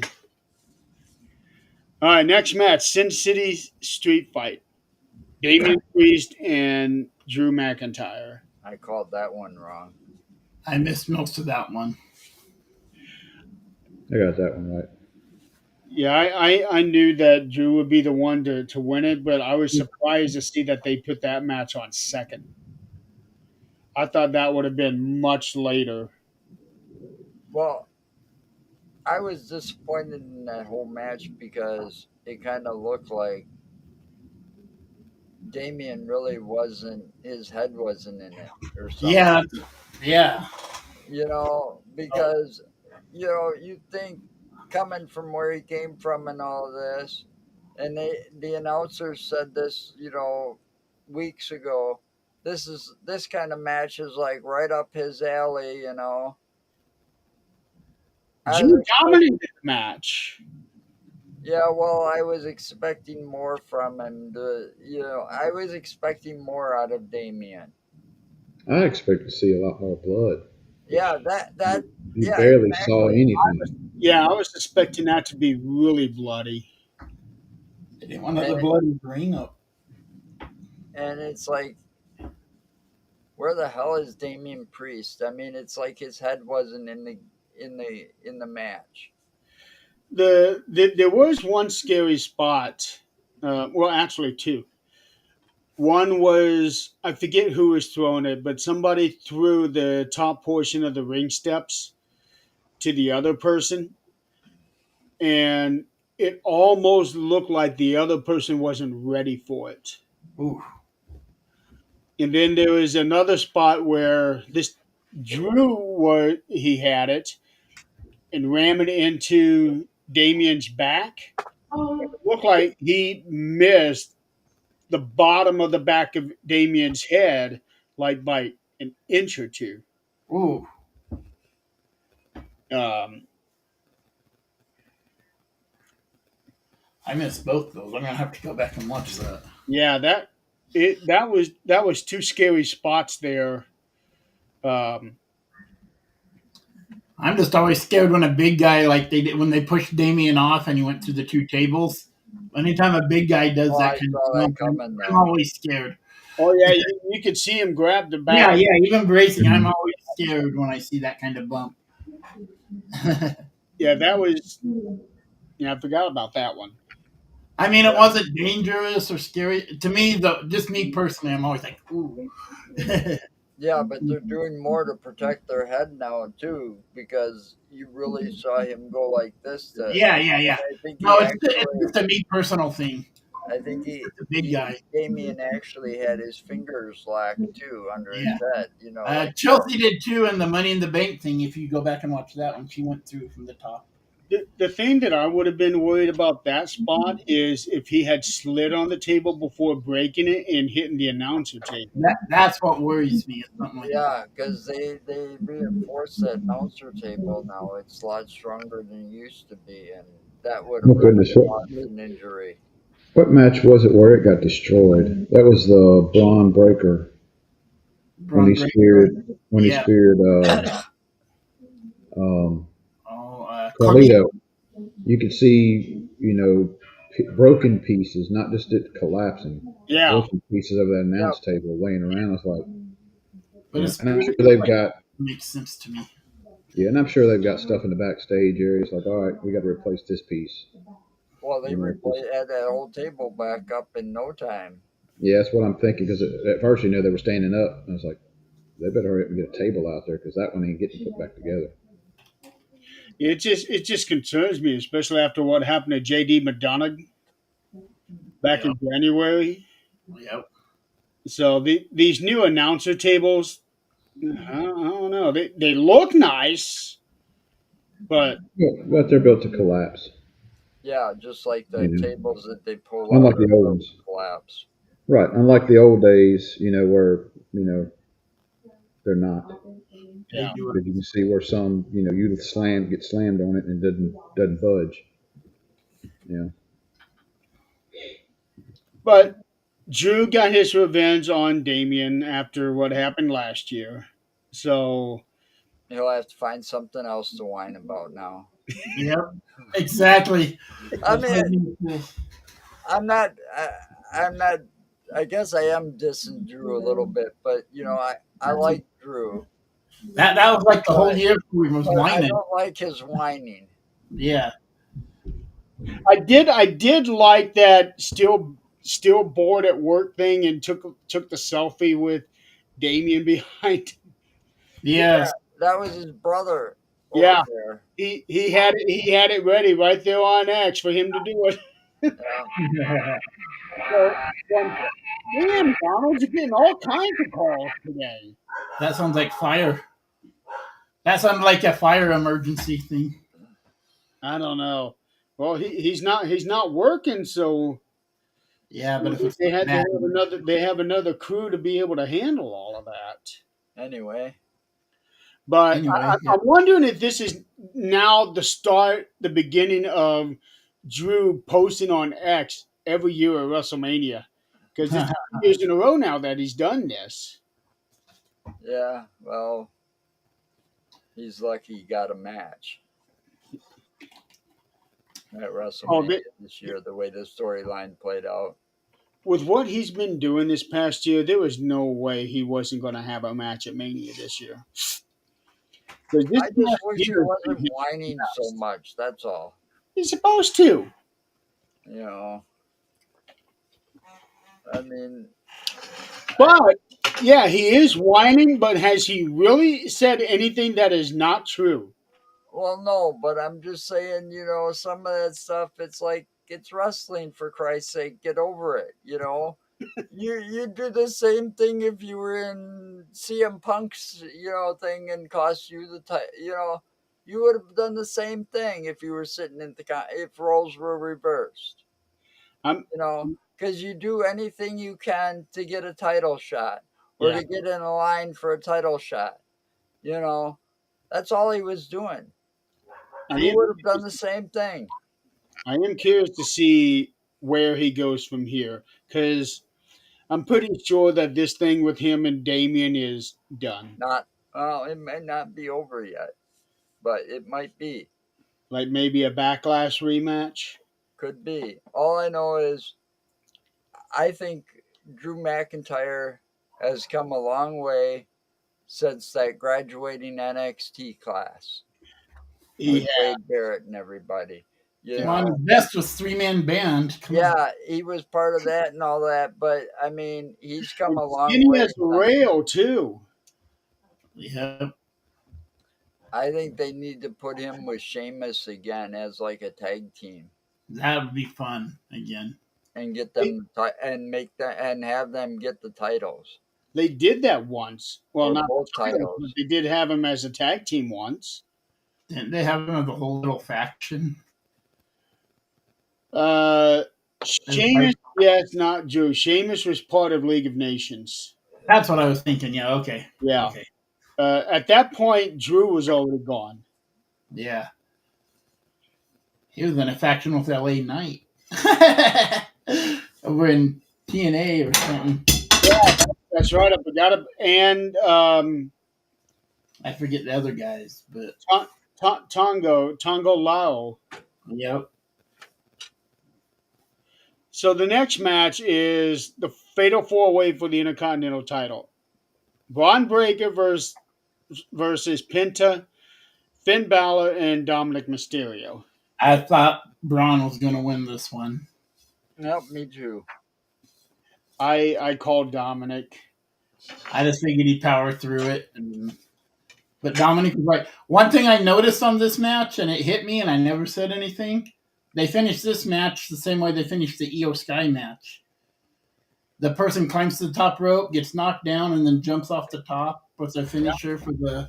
Yeah, but Io walked out just as she walked in, champion. Braun didn't. Yeah. Yeah. Well, yeah, I know, but same Right. booking finish.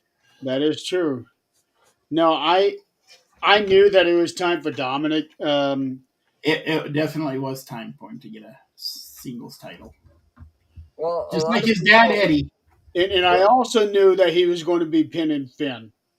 a lot of people were also saying about Dominic that he is a lot better of a wrestler than they give him credit for sometimes, and it is true. I Yes. mean, he did get he grew up in the business, literally. I mean, I know. oh, I don't have. He won the Intercontinental, just like his daddy Eddie. So, What the hell is that? That's my ringtone. wow. It sounded like my granddaughter. Oh, okay. Okay. And so when I heard it, I'm like, oh, I gotta get that as a ringtone because it sounds like my granddaughter. Absolutely. Did you look at that one that I told you about a long time ago? Somebody had a ringtone of themselves going, "Ring! Your phone is ringing. Pick it up, you dumbass! Ring!" It's something like that. This was a great match. And Ron. the whole thing with Carly. I feel bad for him sometimes. Poor He's Cardito. the new Doink the Clown. Yeah, I, he's just got the comedian effect in there. Yeah, He's really not doing that's anything. all it is for entertainment purposes. I did not like You the rarely stairs see the through guy the get in the table. Yeah, ring and wrestle. and they're really not using him that much in that Yeah. aspect. It's just here or there. And he said that he is more than okay with that. Well, I mean, you're getting a paycheck and you ain't got to get Getting up inside that and age. get. Right. All you gotta do is walk around carrying an apple. That's not cool. I'd do that. If they give me that kind of a paycheck, I'd do that. Just walk around carrying an apple and every now and then taking a bite out of it. Yeah, spit in someone's face. You He, know, he was in the Andre the Giant Battle Royal Friday. He does look in phenomenal shape still, though. Yes. Yes. Now, granted, he was the first one eliminated, but That's okay. and he was eliminated by R-Truth of all people. yeah, I mean, you another still one. collect your paycheck whether you go 1 or you go 30. So, Another Yeah. one. Another one that's there for comedic purposes, our truth. but in great shape. He's still a good He's wrestler. in good shape. R-Truth still looks like he's 20. Yeah, and he's like 50. 50 some. Yeah. Yeah. Well, I mean, Shit. But all that stuff, thinking, oh, you're Triple H, and he's talking to DIY, and he does that stuff on purpose because he's really not that stupid. Oh, no. speaking of DIY, did you hear about Tommaso Ciampa? No. He fell somewhere and had a big dash on his chin. He Ooh, ended up having to shave off his entire beard so that they could fix his chin. So we're going to see him look like, oh God, what did he look like way back when he jobbed? What did they call him? And somebody got him backstage. I can't remember, but. There's a picture posted uh, because he was at WrestleMania weekend, and there was a new picture posted of him and Johnny Gargano with his beard gone and some medical tape on his chin. Man, that sucks. There it is. It doesn't even look like him. No, he looks so different. I didn't see this picture, but I've seen a picture of him when like I said, he was in another Fed or WWE jobbing out or something, and he was a completely different character. Yeah, He looks different. he looks old as hell. Yeah. So here's the medical tape. It actually looks like he's still bleeding at this point. Johnny's just looking at him like, "Oh, I'll go home to my wife and kids." So it so now he's going to have to regrow it. Could he put a fake one on and just Well, gimmick it? he's got to also heal before he can get back in the ring, too. Yeah. Yeah. So back to the Intercontinental title. I thought it was a really great match, and Ben was the only one who could take the pin and it not really hurt anybody. Um, And I could kind of see it coming at some point in time with the tension between the two. Storyline. Right. I'm glad, and I had picked Dom to win. I'm glad that they gave it to him. But it's going to Yeah, be the end of Finn Balor being part of the Judgment Day or the end of Judgment Day altogether. I don't think it'll be the end of Judgment Day. I think it'll be tension between them two, and eventually it's going to have them two going Yep. versus each other for Intercontinental. Yep. Probably SummerSlam, I would say. Yeah. Yep. let's see. And I think Dom will still wind up winning. Outside interference, whatever. He needs to keep it a while. He's learned from a couple of the best luchadors. I mean, he was He's Eddie Guerrero and Dominic Ray he's he's were grown up. great He's grown up in the influences. business. Yeah. Yeah. He looks way better now than 6 months ago. Remember when they had the custody for him, the custody battle for him? And Yep. after he won the title at WrestleMania, it's like the audience started warming up to him a little more. Well, they were warming up to him in the middle of the match. Right. Um, So, I mean, I picked Braun Breaker, but I like Braun Breaker, and I thought it was going to be Finn I and thought he was just gonna muscle through everybody. well, yeah, that, and I thought Finn and Dom were going to get into it and not work together as much as they did at first and all of this. Yeah. And, I thought the backstabbing was going to happen a lot sooner than it did, but Dom picked his moment and it paid off. I like the way that whole match went far as storyline wise. I liked them working together.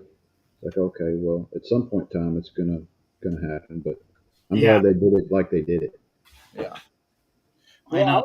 I was expecting Judgment Day to explode completely, but as of Monday night, they're still united. Yeah, Yeah, I especially now think that the they're going titles to back. drag it out a little bit and have Finn's kind of jealousy kind of boil slowly. That's probably what's going to end up happening. Um, Somebody had made mention that this was actually a full circle moment for Dominic, and I went and looked. Rey Mysterio won the Intercontinental title at WrestleMania 25. Wow. Yeah, but when did his dad Eddie win His dad, Eddie. it? So that's pretty cool that Rey Mysterio wins the title in 2009, and then 26 years later, Dominic wins the title. Yeah, that is really cool. All kidding aside. Yeah. All kidding aside, that's cool. And you could tell, yeah, like you said, with the crowd warming up to Dominic because they wouldn't even let him speak on the microphone last year, and now it's like everybody is giving him a standing ovation for winning. And then the cameraman told him, "Go back to the ring."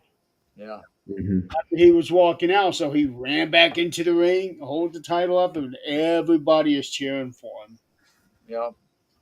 He And, forgot his camera shots. He just grabbed it and ran.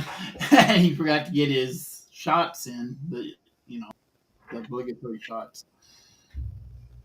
So that was moment. another feel good moment there. Yeah, Having yeah, Well, exactly. yeah, and you know he's got to sit there and like in the back of his head, contrary to what he says in the ring and so on and so forth, that it's like Eddie and his dad have got to be proud of him now. Yeah. You know, because I know damn well because I see the pictures all the time of Dominic and his dad out and about in different Hmm. places, yeah, and so you know that stuff that they made up as a storyline was just a bunch of crap, Oh yeah. you know. But it still makes you want to hate him because you know he's being disrespectful to his father. yep. And now it's like all of a sudden the fans are forgetting all about that. Yep. Right. Well, that's because you know they let kayfabe, you know, all those secrets, and they're letting more secrets out, you know, with more shows being released. You Yeah, know. but I think at the same time the fans are also realizing how much he has improved, and it's really hard to hate on somebody like that. Well, I think it's good for you know to have a place to let that little hate out than to let it out for real out there in public where the violence happens. But at the same time, what with them rolling back this curtain and letting everybody in, you know, you get to see the human side of these wrestlers, you know, Hmm. or you know, with the real names in some cases, you know, you get to really see what they are in real life. Mhm. And you can't sometimes you can't hate these people because some of the things they do are just amazing. Well, one good instance is Brock Lesnar. Yeah, what's that? I said one good instance is Brock Lesnar. One example. Yeah, You know,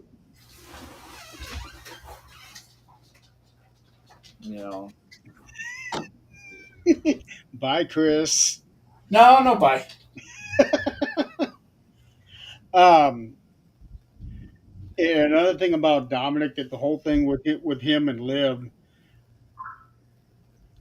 the things that they do on camera, I'm thinking, holy shit! If I was Dominic, I would have such a hard time turning that down. Yeah, imagine what his wife thinks He has talked about that on Logan Paul's because he married podcast. his high school sweetheart, if I'm Yeah, not mistaken. yep, Yeah. the high school sweethearts, and he and Liv go and do this thing, and he'll have a text from his wife saying, "Hey, don't forget to pick this up for when you come back home or whatever." He said that she gets it, what he has to do for the Well, company. She gets it, and she's not jealous about it. He was worried about that for a minute, you and know, I'm glad. I am glad that he's got somebody like that because that makes it easier. Because it's the same way as an actor or an actress in a soap opera. You know yeah. what their better half has to go through, and yeah, it's glad that they understand. I mean, they could be like Stephanie and get real pissed off. You know, like she did, and it took them Randy forever. Orton's wife got mad at Alexa Bliss a few years ago, if you remember that. But they they ruined China's life because Stephanie was so jealous of China and Triple H's relationship, and so she was kind of blackballed by WWE. That's kind of a different circumstance because yeah, it is Hunter's wife, but she also had the power to do this and that, and Yeah, um, he was also a part of that. hmm but Uh, I think that was wrong of them too. right. You know, because China was one of the ones that helped pave the way for a lot of these other women. That is to be true. there. I Especially, mean, especially the more bulky women. Like, yeah, like Raquel. yeah, Beth. She's almost got the same size and look as China does, except I don't know if she was a bodybuilder or not, like Well, you China. got to look at Rhea. I think she Or was. Rhea, Yeah. yeah, Yeah. Yeah. yeah, Rhea is just something else altogether. Yeah, she's something. Because she's got that perfect mix of everything that you don't look for in a female wrestler, and she just makes it work flawlessly. yeah. Yeah, and I've seen a picture of Dominic's wife. She is gorgeous. That helps a lot. Be right back. I And also saw a picture of Finn Balor's wife. She is as well. She is actually a talk show host in Mexico. oh wow, interesting. Yeah, she actually had Finn on the show at one time, and she spoke English. Her accent was a little difficult for me to understand, but I was able to make out what she was saying. Um, but yeah, that's all I can say. That's okay. That's all you need to say.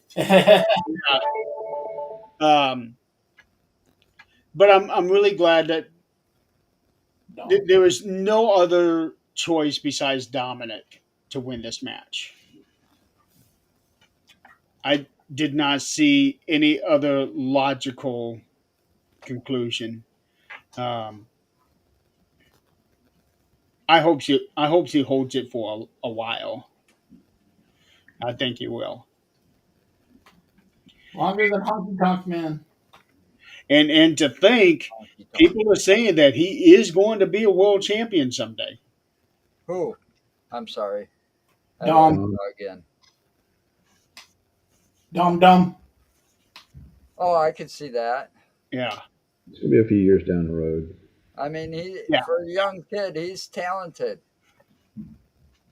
You know, I mean, at first he had a lot to learn, like his dad said. You know, he had a lot to learn, and then when he turned heel and joined the Judgment Day, he sure did start learning quick. And he's only 28, so he's got a lot of years ahead of him. I like that he hasn't totally used his dad's move set either. I mean, he still keeps the 619, but he got away from a lot of that move set. He does the 619 and the frog splash. Yeah, and those two are fine, but I'm glad he got away from a lot of that because at first, Well, that frog splash is more Eddie Guerrero. Yeah, Yeah, and he does. he does this thing here. Yeah, and the Three Amigos, and I yeah, Hmm. noticed. Oh yeah. yeah, Liv I'm just saying, I'm glad he got away from a lot of that because when he was doing all his dad stuff, I was too. like, isn't Liv also doing the Three Amigos? Yes, that's But what I not as said. good. Oh, yeah, Liv is doing it now. but this is a good way of keeping Eddie alive. Right. Yeah. So I see a lot of people using the Three Amigos now. yeah. Okay, this next one, a lot of people were looking forward to, and there was a lot of speculation in. Best match ever. No, I'm kidding. It's I gonna go to Hall of Fame next year. what's coming. Randy Orton versus, we would later find out, Joe Hendry. Say his name and TNA champion. Um, he's it's a viral beast, though, man. I mean, I'll give him that. He's a viral beast. it sucks that he wasn't able to have the match with Kevin Owens. Um, Yeah. but I thought for sure.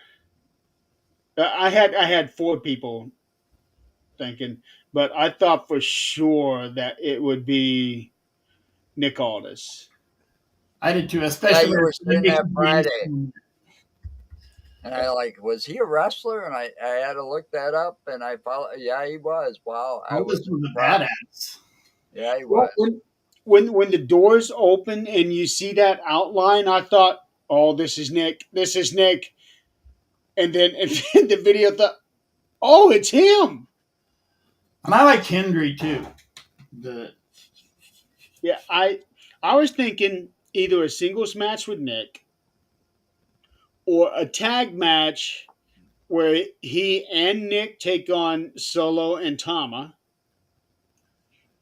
Rusev or Aleister Black.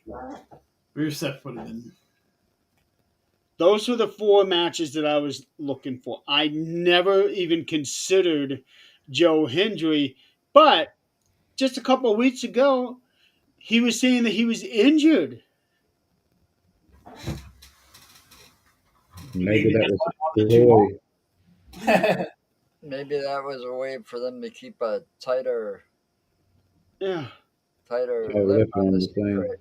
Yeah, because he did a good job being in there with Randy Orton. he did. And in that match was perfect, start to finish. Especially the way that Randy got him with the camera position was perfect for that I RKO. like Randy doing the hit turnaround after he won too. And That did was funny too. That Then was he funny too.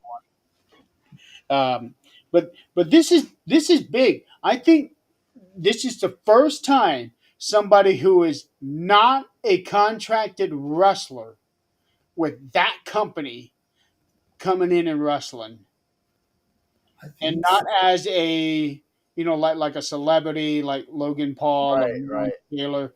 This is the first time somebody contracted with another company wrestling at WrestleMania.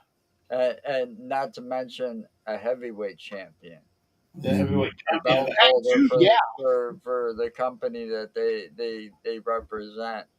Yeah. And I hope we see more of it, I you would have liked know, to with see. their champions, because TNA and them having this partnership is a good thing, I think. Yeah, because it puts a lot of Especially eyes on TNA now. And you especially can now see that Dolph Vince again. is gone. And I kind of like how Triple H addressed that.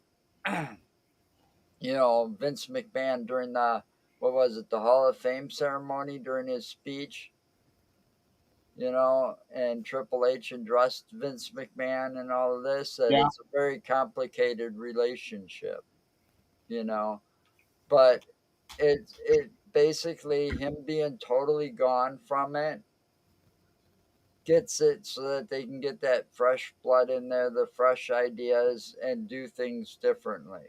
And Right. and I've heard so much about, from the wrestlers, that they are happier now that Hmm. Vince is gone, because they don't, I don't want to, they just happier, you know. Well, you got ideas that all these back behind the scenes have, and they're kind of just pushed off because Vince was, the say Vince. so. Triple H actually listens to the roster, Right. you know.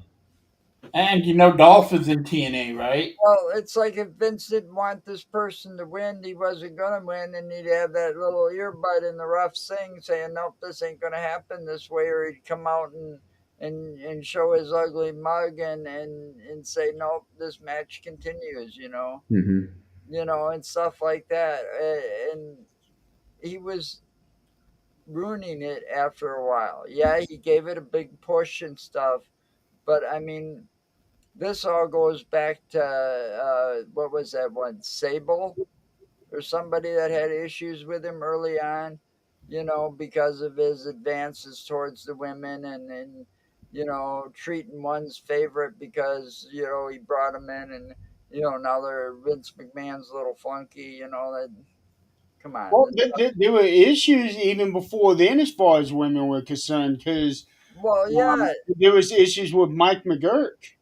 Yep. That's way back. I Yeah, mean, the guy thought he controlled everything when in actuality there was a board of directors, but I think he had them scared of him I think he had controlling because interest. he was a billionaire. He had all the money, and it's like another one that gets money and he becomes a narcissist and so on and so forth. Even though he did have the board of directors, he still had 51% of the voting power. Well, that's like it said. It's money. It's all about the money. Yeah. You know, he's a billionaire. They do what he says. They're scared of him. They ain't gonna go against him. And I'm glad he's gone because now wrestling can actually move forward like it should and stop rehashing a lot of the storylines that they used to rehash.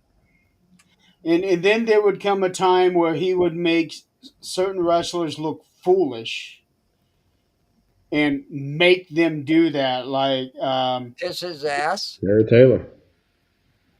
Terry Taylor, loved that him. too. Red I'm Rooster. also thinking of when there was that whole skit with Roman Reigns and Baron Corbin and the dog food. Oh Yeah. yeah, That was terrible. that's about as bad as kissing his ass. Yeah. Yeah, the Kiss My Ass Club. Well, and look at the way he treated the women. You had a Divas title, and remember this bra and panty matches. Yeah. The thing where they'd bring out the plastic pool and have it filled with Jello or some shit, and they have to wrestle in that instead of the ring. I mean, come on. Well, You this is know? during the Attitude era when they were doing the whole sex sells things. Mm-hmm. Yeah, but they took that way too far. They did.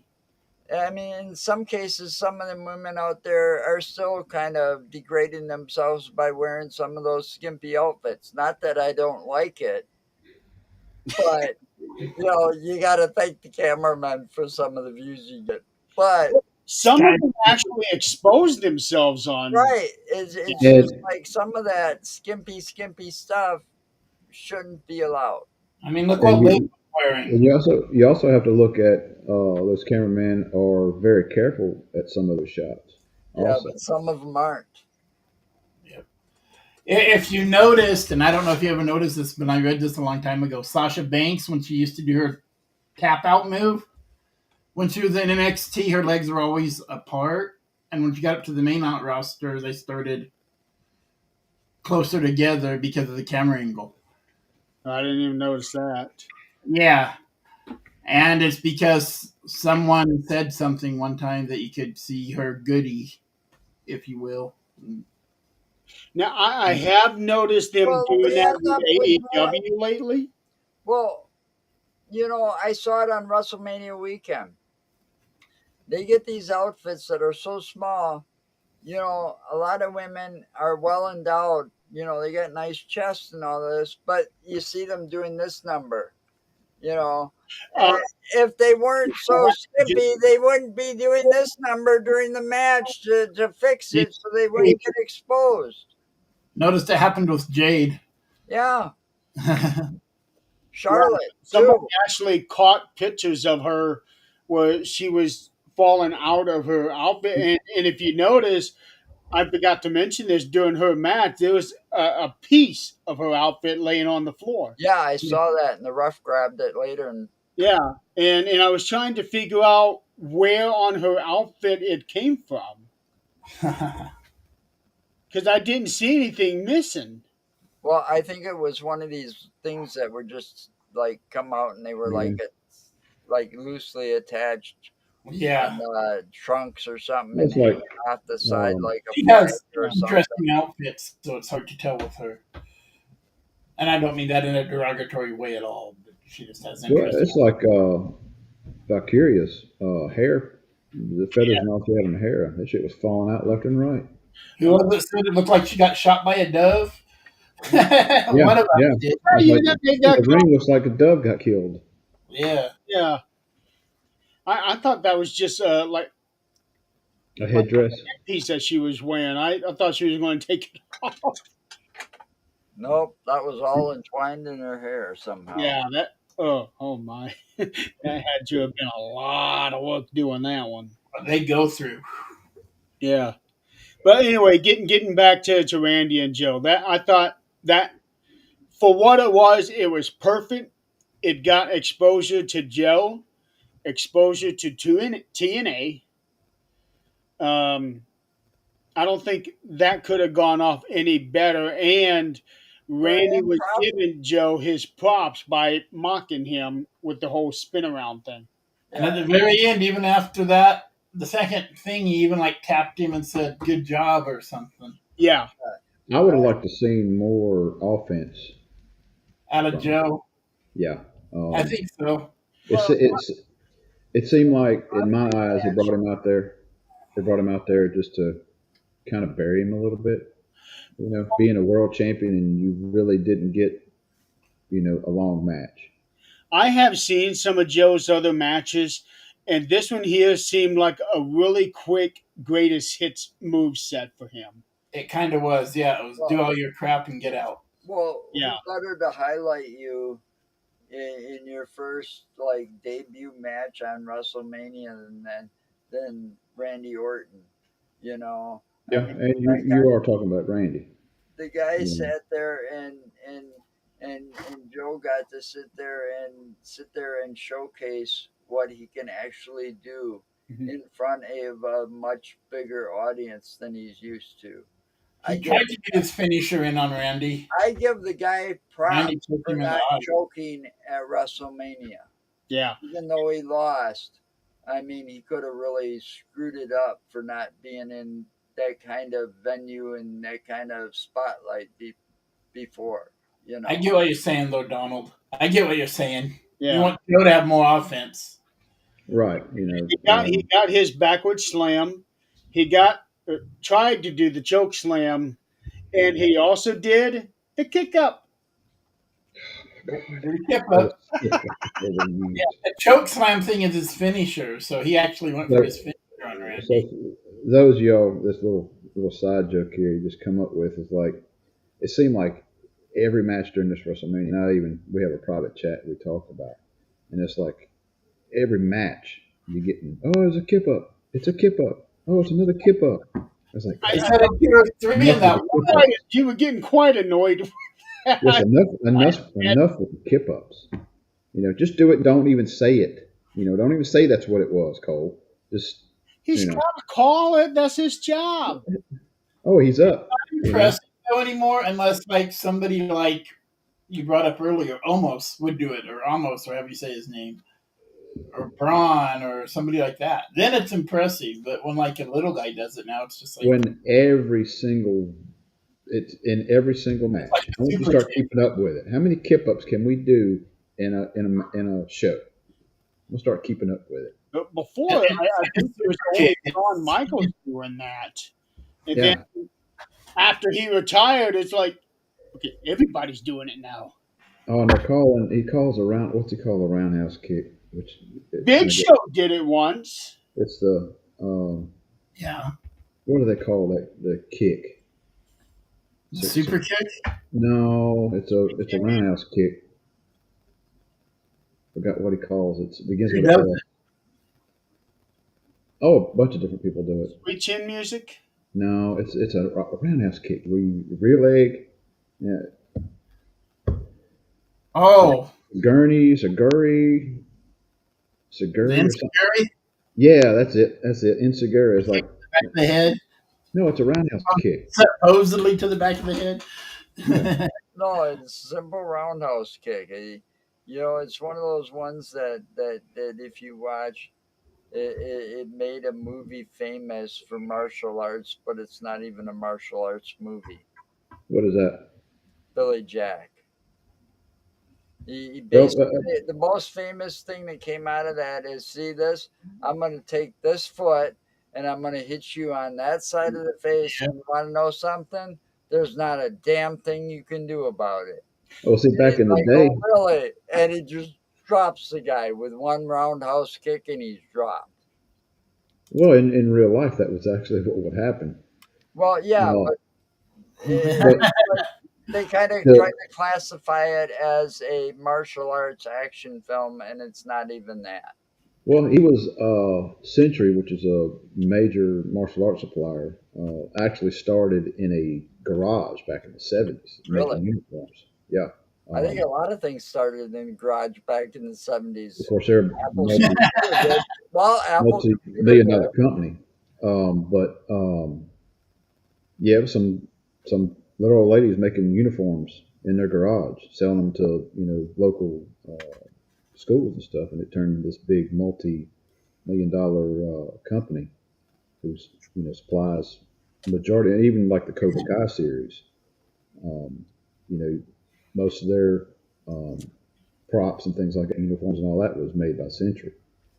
Um, Oh, Century. Yeah. but back in the '80s, they made some jeans that were called kicking jeans, and I Yeah. remember Billy Jack being the poster child, and Chuck Norris also being the poster child for the kicking jeans, and they were made to a certain way where Poster child for anything martial arts. the the crotch area was stitched in a certain way to where you could actually kick while wearing jeans. Yeah. Yep. I remember. All right, let's get back to the matches. We only got 3 more left to go, guys.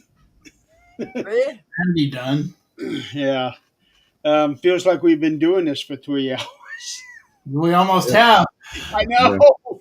Um, AJ Styles versus Logan Paul. Now, when Donald and I did our prediction thing, I was right down the middle. I could not call it. But as we got closer and closer and closer, I started leaning towards Logan Paul on this one. Well, I picked Logan Paul too. as did I. You know, I mean, it's like AJ's up there a little bit, and he's getting close to that retirement thing. So I figured he was just going to take a fall to make Logan Paul look better. Yeah. I think I said Paul, but I liked AJ.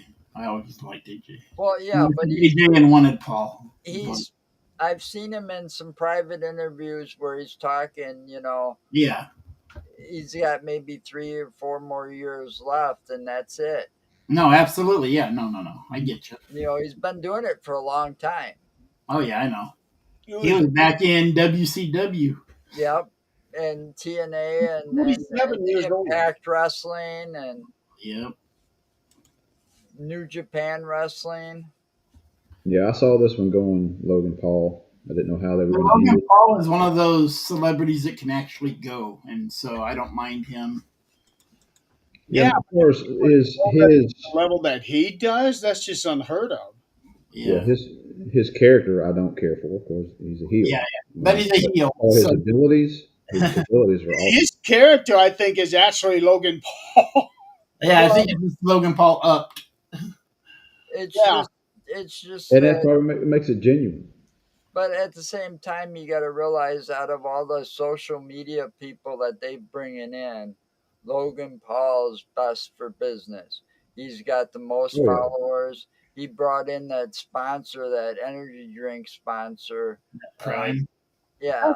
That's his company. Well, yeah, whatever. But still, you know what I'm saying? I mean, he's good for business. Yeah. You know, I still don't like the whole sponsor thing on the ring match. Oh, me neither. Yeah. I said it. It looks like a little 5-year-old got creative on WW 2K25 and just kept adding stickers onto it. well, Does it's look like like it it's sometimes. like them putting sponsors out on cars on NASCAR. They got to make money somehow. Yeah, Well, that's you You look at know, so they've done how that from the beginning. They got banners and ring posts. you look at how Drew came to the ring. They're promoting the new Doom, which I didn't even know there was another Doom coming out. There's another Doom coming out. Yeah, Doom. What is it called? Doom. Um, they're making less money now that Raw's on Netflix. The pay-per-views are on Peacock. You know, Oh no, they're making plenty of money. That's well, no, they got to make up $100 million for a year. less. They got to make up for the less sponsorships that would be on normal TV. Because they get a cut of those commercials that They're are making played 28 billion or during something. like SmackDown. They got all those commercials during SmackDown. They get a cut of that. But Right? here now it's a less of a cut because it's not big time cable TV. It's Netflix now. Yeah, but they're still making like 28 billion from Netflix or something. Yeah, but they got to I can They're understand, making more off like, Netflix than they were going to make off USA right, or. but I can understand having the sponsors in the ring and stuff the way, but they That's kind fair. of should have just kept it in the corner and then Yeah, exactly. leave the They Put ring. them need on to the start turnbuckle. putting the sponsors on the turnbuckles now. Yeah, it's like they should leave the center of the ring for the logo or something, not for a big sponsor to be in the center of the ring. There was a time that they did have the logo on the center of the ring. I remember WrestleMania 12. They had that whole logo on the mat. Yeah.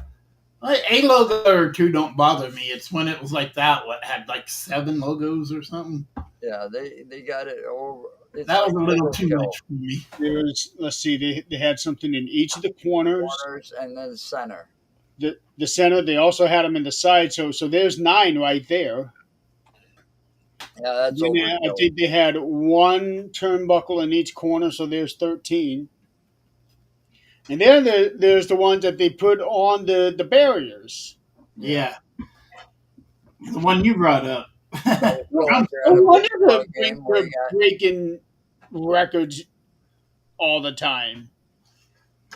So So John Cena and his drumsticks. Yeah, don't even get me started on that one. I'm curious to know how much it costs, not how much you make, but how much it costs to run an event like WrestleMania 41. Oh, I think it's easy in the 7 figures for that. Oh yeah, I mean, no doubt. I just looked up a thing, and it's like they made like 38 million off of 38.5 million off of ticket sales.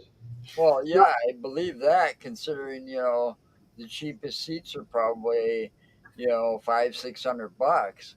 That's not counting your everything else that you made, like Right. 215 million off It's the not like I weekend. can just offer them $50. Say, hey, promote Marks on Wrestling. Yeah, right? yeah. Uh, Maybe one day we'll be at the one day we'll be at a press conference. yeah. What about that entrance of Logan Paul's? That was something else. Because it looked like he was doing a selfie on his camera, Hmm. on his phone. Does he not know how to drive? Oh, just curious. Go, True. going around, and then all of a sudden he just starts flying in the air. It's like, holy shit, that was the drone that he was holding on to. That was cool. It was. I like that. And then the drone came back to his hand. That was real cool. I think that was kind of set up Oh, because they somebody, those drones. I've got a cheap one. You know, it retailed for like 300 bucks. Okay, but it's sophisticated enough where it won't crash. It's got crash sensors, so when it starts going up, it won't hit anything. It'll stop and just Yeah. kind of hover. But it hooks into my phone, so I've got all these cool, interesting ways to control that thing. I Yeah. would I I would mean, say somebody was in charge of that. yeah, You and know, they allowed him to catch it. It was all like what I'm saying is that was allowed. I don't think if whoever was in control of the drone, whether it be Logan Paul or somebody else, if they didn't want him to catch it, he wouldn't be able to. all right. So, I mean, when they were making a big deal out of it, and I'm like sitting here kind of laughing, it's like, obviously, you don't understand drone technology, do you? Well, you got to realize it's like anything else. There's somebody on the ground with a phone or the controller controlling that drone. Well, yeah. You know, drones are amazing, but yeah, They've come a that's long kind of my way. first thought too, Joe. I was like, They've come somebody a had. long way from the first drones that came Well, out. right. And like I said, mine's like, not the most expensive one out there, but it's pretty advanced for the technology that's in there. And Hmm. you know, and if you don't catch those the right way, you could actually end up damaging the drones or having to replace the propellers and stuff because they, you got in my package when I bought it. There's actually replacement propellers for it and stuff. Yeah. Yeah, yeah. We But had one we used in the paranormal for a little while, and it had that's a what bunch I of got it replacement for. parts. Make some really good shots, especially some of the places we went. You could like hover over the building, like Moundsville and stuff. Get the whole place. My friend has one, and you can literally catch it on your hand. It's big enough where you can just like grab it, like almost And like. I'm sure, This one here they had got a top of the line. for his hand to catch. Yeah, I'm Yeah, sure they've got a top of the Oh line. yeah, they've got top of the line because you know they're actually their cameras are really good that are in yeah, those, and they're much bigger and stuff. I mean, they got them out there now. When I got this given to me, the one I've got, there was night vision on those drones was only available if you had a lot of money to spend. Now yeah, they've gotten cheaper. Well, now and then you think about it, the technology they've got for that one drone be able to broadcast, you yeah. the You can actually footage cast. live. You know, You So know, I found some breaking news here. You guys may or may not recognize this name, but um, Hisashi Shinma passed away 2 days ago. He was a Japanese promoter, and he was also on camera president of the WWF from 1978 to 1984, wow. where he was succeeded by Jack Tunney. He just passed away of pneumonia 2 days ago. hmm. Wow. Hisashi Shinma, he was 90 years old. Oh, lived a long life. All Yep, right. Long life. yep. He was inducted into the WWE Hall of Fame through the Legacy Wing in 2019. Oh, okay. So, all right. I thought Logan Paul AJ Styles was a pretty good match. Lots of high flying. You get to As expect that expected. from those two. And it seems like a broken record having that one guy from Logan Paul's Croonies coming out with the brass knuckles all the time. I Yeah. don't understand why he does that because the son Especially of since he's got the metal rods in his hand. exactly, he's got that loaded fist to begin with. What the fuck you need, brass knucks for? Yeah. To You make it know, extra powerful. like Sluger didn't need stuff like that because he had that loaded, from his elbow to his wrist. That was all metal on his like right or left arm, one of his arms. Yep. You know, and he used that all the time and got away with it because it's part of his body. Mhm. Hmm. What are you going to do? Have him go through surgery to take it out? I don't think so. Well, maybe now he could, but Well, Hell, back in the day, that was a big they, thing they in wrestling. yeah. Loading but your they boot or loading your also mask. You can't. they made him wear like a Long pad protected. for that arm. He had to wear an elbow pad. Right, but look how many times he took it off and got away with it. Hmm. Or you got the opposite. You got Iron Mike Shark that loads. El Kind of like the Chad Gable Grande loaded mask. Americano. Yeah, and that's a fallback to the old school wrestling back in the '80s. I was talking about just a second ago about loading the boot.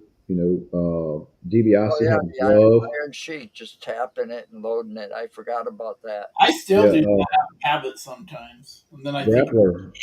The Grappler used to do that. He used to load his boot. Tom Pritchard used to yeah, put something on his boot back in the they day. used to tap it. Well, now Tom Pritchard just had it and stuck it on the front of his boot.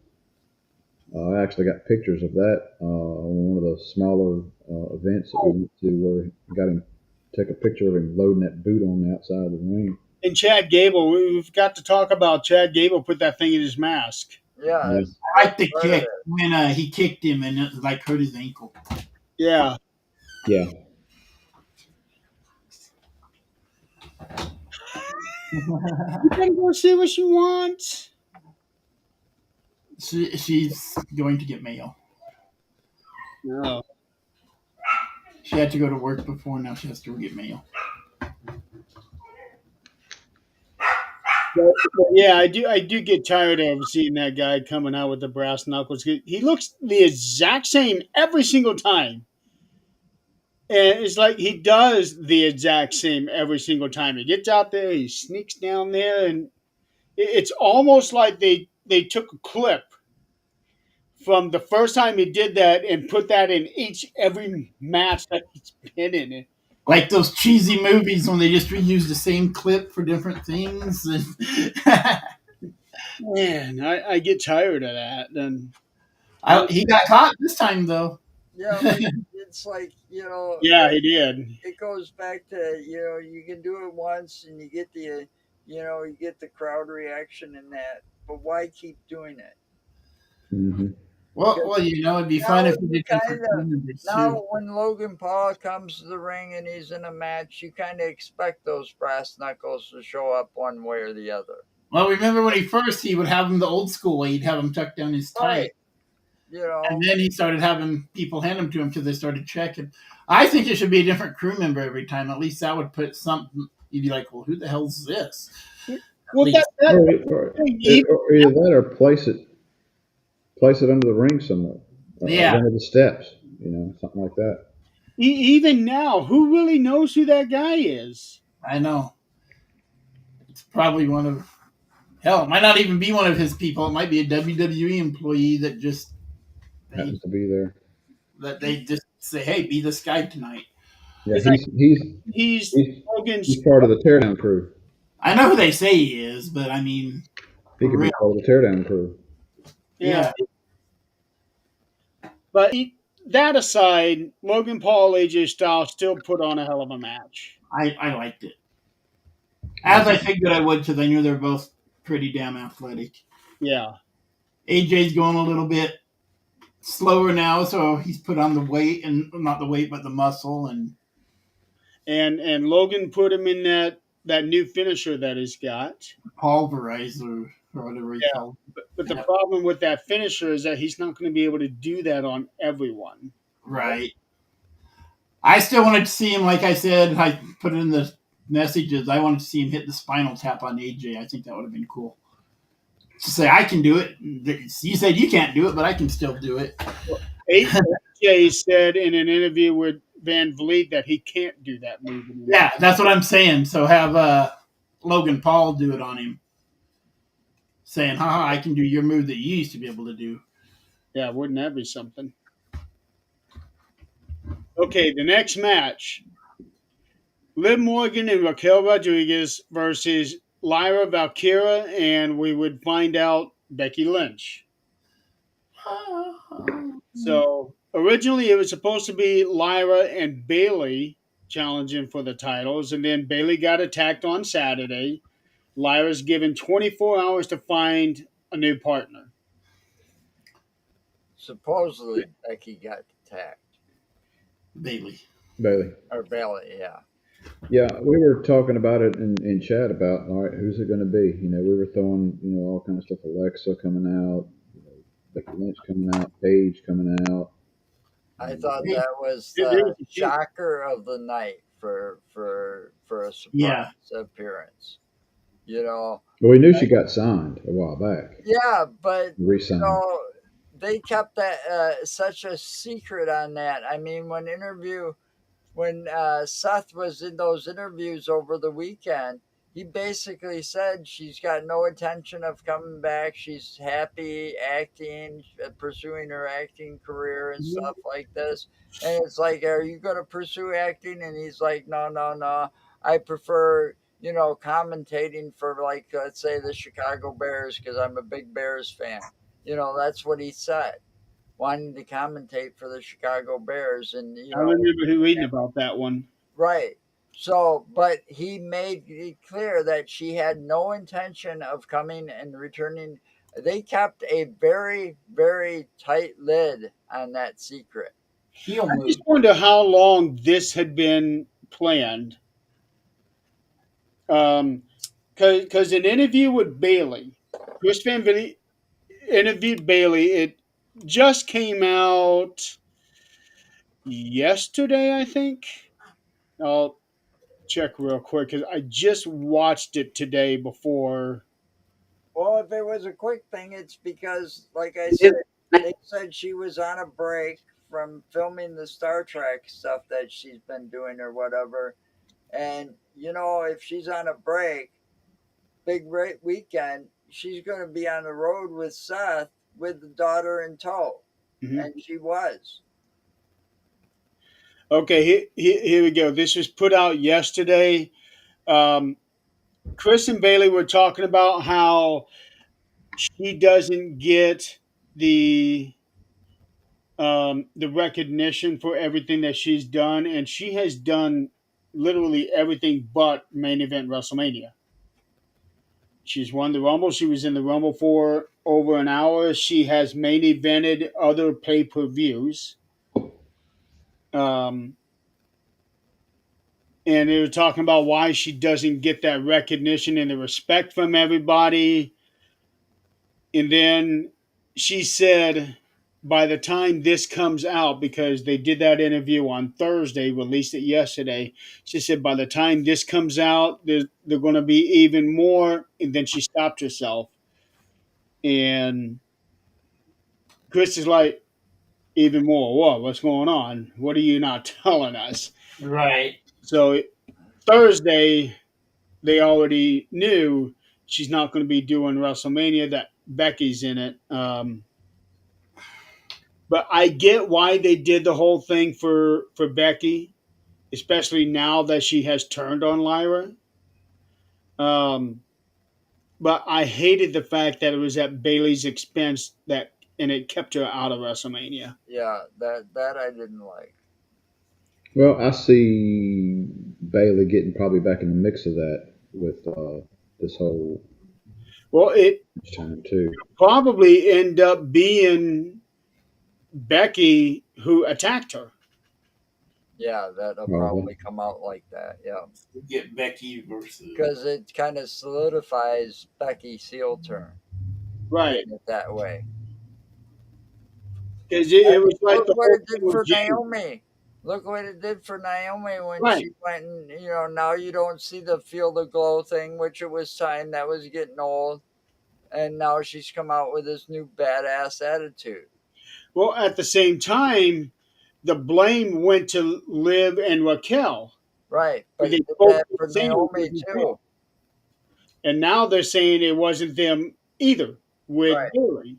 Right. But again, they blame the wrong, I thought that too, but it's like later I read that, the whole thing was kind of scripted. So, So, there is a reasoning for it all that we can count on. The whole Bailey story is not done yet. right. So I thought it was an okay match. I don't remember anything specifically that stood out. I remember saying to my wife when before that match was started, right when they were going to reveal Becky as her partner, I said, whoever comes out is going to be the one that's going to be blamed for Bailey's injuries.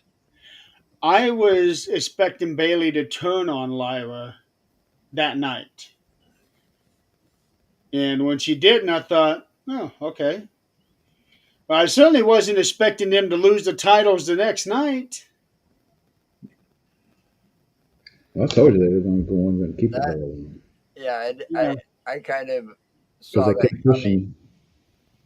you Yeah. know, in a way because I also know that Becky ain't got a whole lot of time before she's going to get called back to Hollywood, you know, and so she wouldn't be able to hold on to that title too long. Well, I didn't look at it that way. I look at it as Valkyra. keeping two titles. It's Yeah, like that would we're have been not going to let hard her on her. not Yeah. going to let her keep two. But at least now she can say, "Hey, I held two championships at one Right, time." right. Even though that Double was champ. 24 hours. Yeah. Um, but I do like where this is going, and plus, this will help. Hopefully, this will lead to Becky joining this new alliance. Yeah, with Braun Breaker, Seth Yeah, Rollins, and Paul Heyman. I'm hoping that's where it's going to lead, Yeah, and maybe if she does the whole filming thing, she'll still be able to make little appearances on Monday nights and just be there in the background. Where okay, yeah, I'm still here. I'm just not wrestling. well, you can't have anybody better helping you do that than Paul Heyman himself. I mean, look what he did for Brock Lesnar.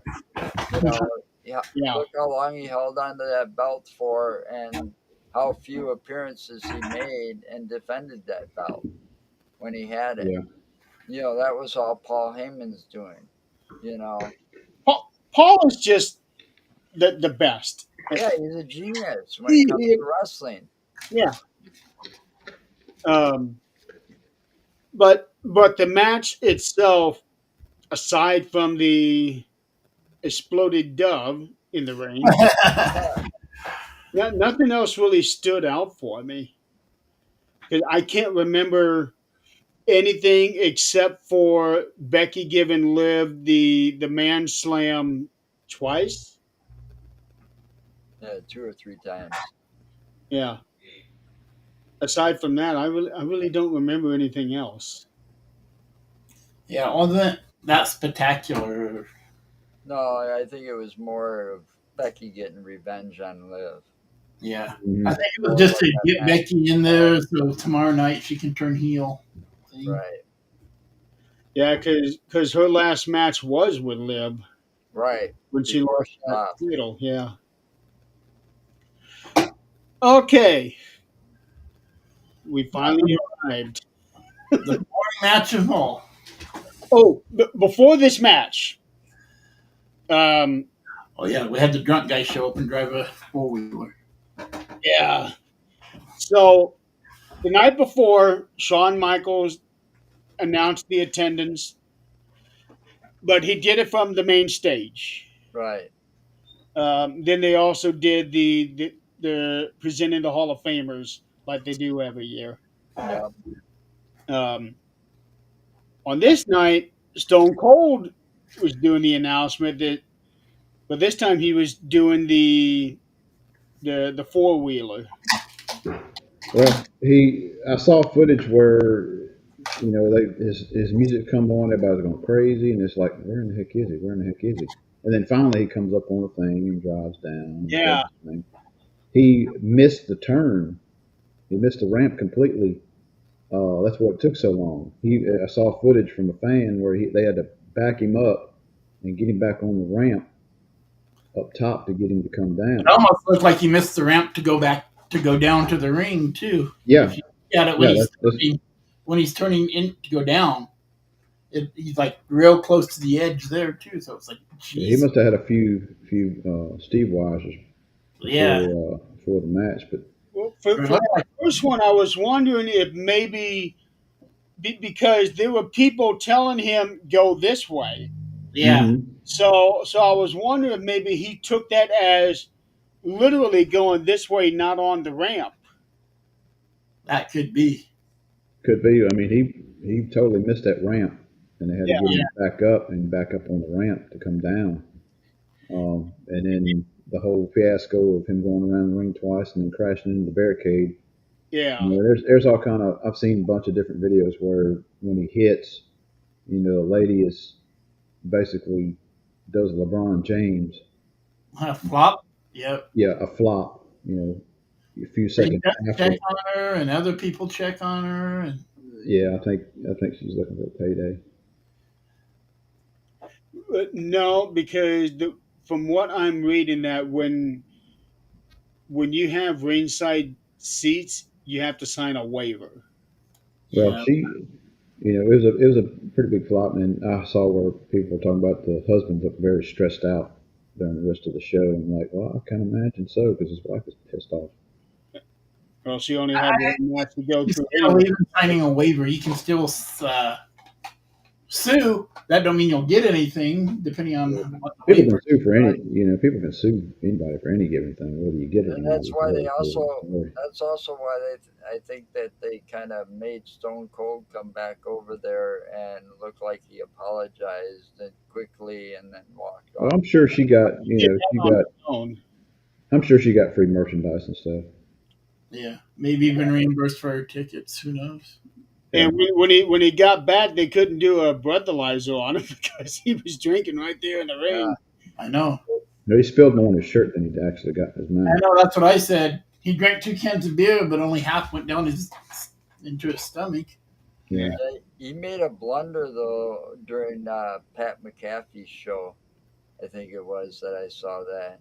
You know, he I'll be back. literally did that. He passed out the beer to everybody else on the panel, took two for himself, and did that. You know, like he crashes them both together, and the one totally fell out of his hand. Wow. You know, and that was like the day before or whatever that morning. It was like Pat McAfee with a panel. He had John Cena and all these others on there. I think we can safely say that we won't be seeing him on a four wheeler anymore. going Unless forward. it's on his Yeah. ranch. Yeah, which the days of him popping in are going to get more scarce and more scarce Yeah. because of his age, and they don't bring a whole lot. They do, but they don't. They bring out these superstars from yesteryear, but it's getting more and more scarce seeing those guys pop back out. Which is not a terrible thing, No, but especially if he's they want to focus on the younger talent. But Right. that. it is nice every now and then to have somebody come out. Right. But I like the way they're doing it, whereas they're not trying to put them in a match. Those days are, long gone. yeah, like when Randy Orton first started and he got the title Legend Killer, they'd bring Mm-hmm. back these legends just for Randy to To beat put them. RK on, yeah, and beat him. And it's like, that I Some of thought these that was guys don't sick. need to be in the ring. Well, yeah, I mean, I mean, you know, you've been doing this for as long as you have, and the way that they did it, and they didn't really care about the wrestlers that much. Wrestle injured, they still do that, but that's their stubborn pride. But, when you hit 50, 60 years old, you're going to need help to the ring in some cases. Look at Ric Flair. I mean, Right. that guy should have retired a long time ago and not made any public appearances. Well, Yeah, Every time wrestling he makes appearance. a Rick public is Rick. appearance, he's got a chance of getting his ass kicked in the center of the ring. Yeah.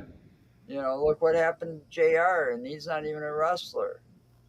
Right. Or Jerry the King Lawler, where he was just an announcer and he ended up having that heart attack and stuff, and he still got in the ring because that's what they wanted. It's like, Well, and I guess their defense of those guys that this is what they know is all they've ever done, and like if you're gonna die, why not?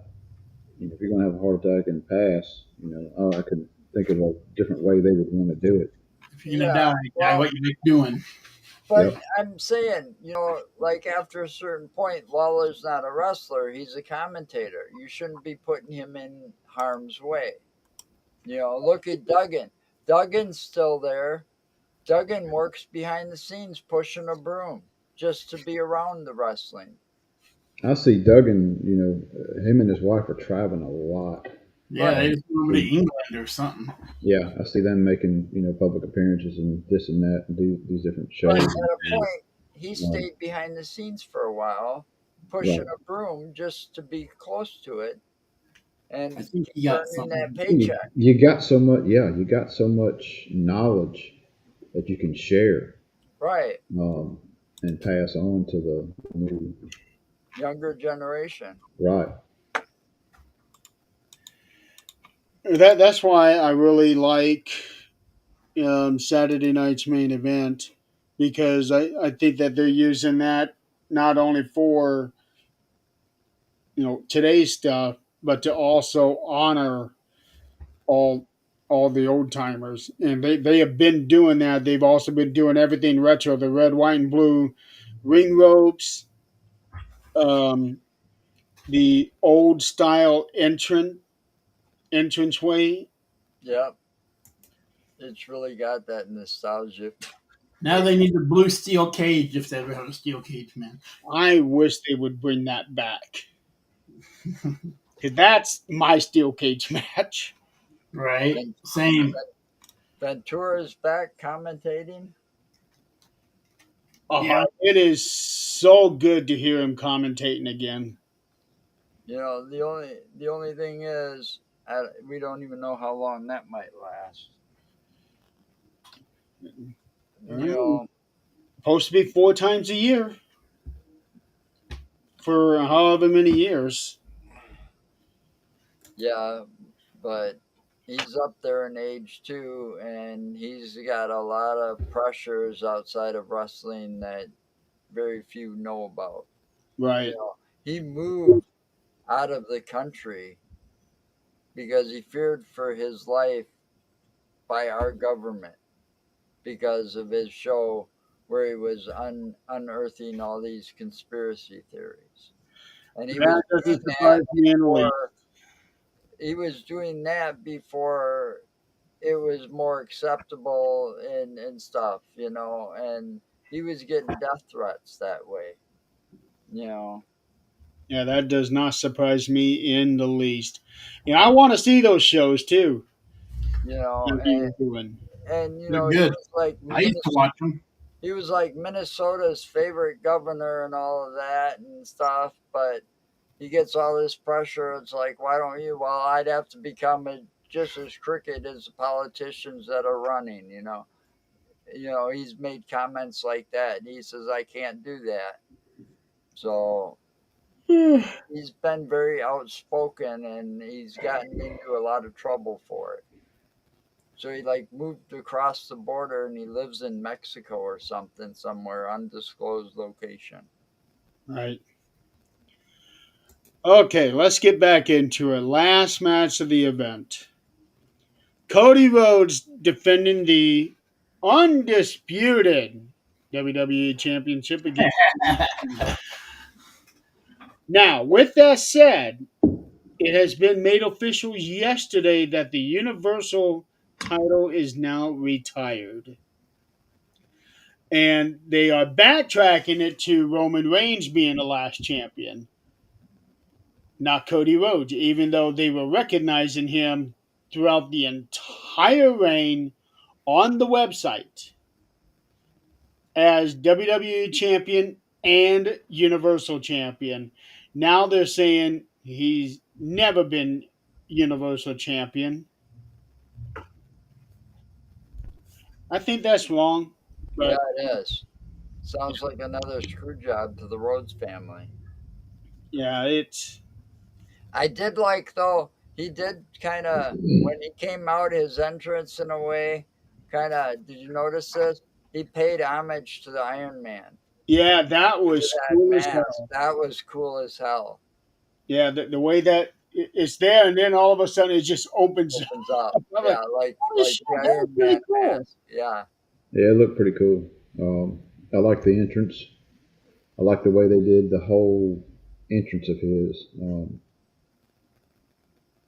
The match itself, it was not. It didn't, in my opinion, live up to the hype. no, No, and I called that too. I knew he was going to lose the title. I here's what I'm thinking. John was saying before that he was going to ruin wrestling. You can't. So, do you think that maybe the match itself wasn't as good on purpose? I think maybe that's why he wrestled the way he did. Yeah, it might have been, slow and but the whole thing was as is I still think it's got a lot to do with the belts. Yeah, he's gonna take it with him or retire the belt, like which you said already happened. But it opens the doors for them to bring in a new title, which it's about time, rename it, redesign it, the whole works. Because there's three titles out there that look kind of like blonde, blah. They when they came out with the new Intercontinental title for the women, and the Intercontinental title and the U.S. title, those all look a lot better than the heavyweight title. Yeah, but what he's talking about is he's going to end the lineage of that title with him, and they would have to start all new. And I don't Yeah, think that's the right thing to do. I don't think I that don't that's think they're going to do possible that.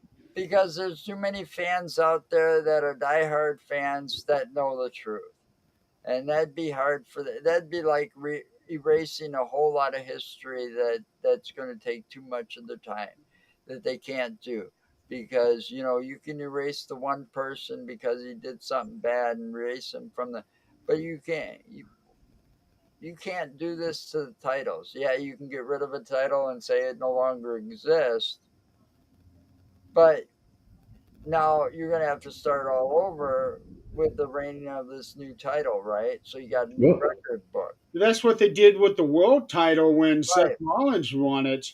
They they took that world's title and made it a different lineage from the world title that they had before. But now when you go and look at all of these people like Ric Flair and John Cena and Roman Reigns and all of this, and you look, their records are always going to be in the record book for holding the most titles and holding this title for so many days because all of Ric Flair's 17 title matches weren't all WWF belts or WWE belts. Only two of them were. Right.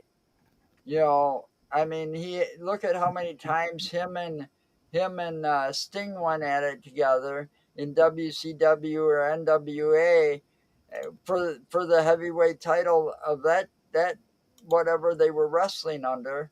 That went back and forth several times between those two. Does each one of those count as a win? It should, well, but it doesn't. I look at it this way. There's two options they could go with this whole title thing. One, they could have Cena retire with that title, therefore Which would bring a piss new some world. people off because Bret Hart never got that chance, and he was supposed to retire, and we ended up with a Montreal screw job. You Yeah. know, Well, he was actually swapping companies. companies, but they could have him retire with as champion, and that would put in a tournament yep, to have the new champion crowned. right new WWF champion Oh, do plus the do it at world champion. do it at the Rumble because he retires in December. Yeah, Crown a new. Well, that puts it in Saudi Arabia. That's where the Rumble's at next year. Yuck. Two, I see them designing a new title for going forward and retiring that belt They need design. they need a new design because that one is Uh, just well, bland. It looks there's like a toy. there's three of them that have that same design. If you look currently, there's three of them that have that same design with that big W in the center, and they all need to be redesigned because well, all these other belts look a lot nicer. I'd rather have the Intercontinental or the U.S. title because they're nicer looking belts, or hell, even tag titles are better looking. yeah. Um, I don't. And there's another side of me that I don't think they're going to let him retire with a title. I think whether it be Orton or somebody else is going to wind up Mm, taking it from him. I don't know. I think that was only Vince McMahon thing back in the days, and now that he's gone, and you've got new powers in charge, he I can't might see him keeping it till December. and or he might be the first to retire with a belt. you know, and with the Rock in charge and of TKO and all these people, I could That's see that happening.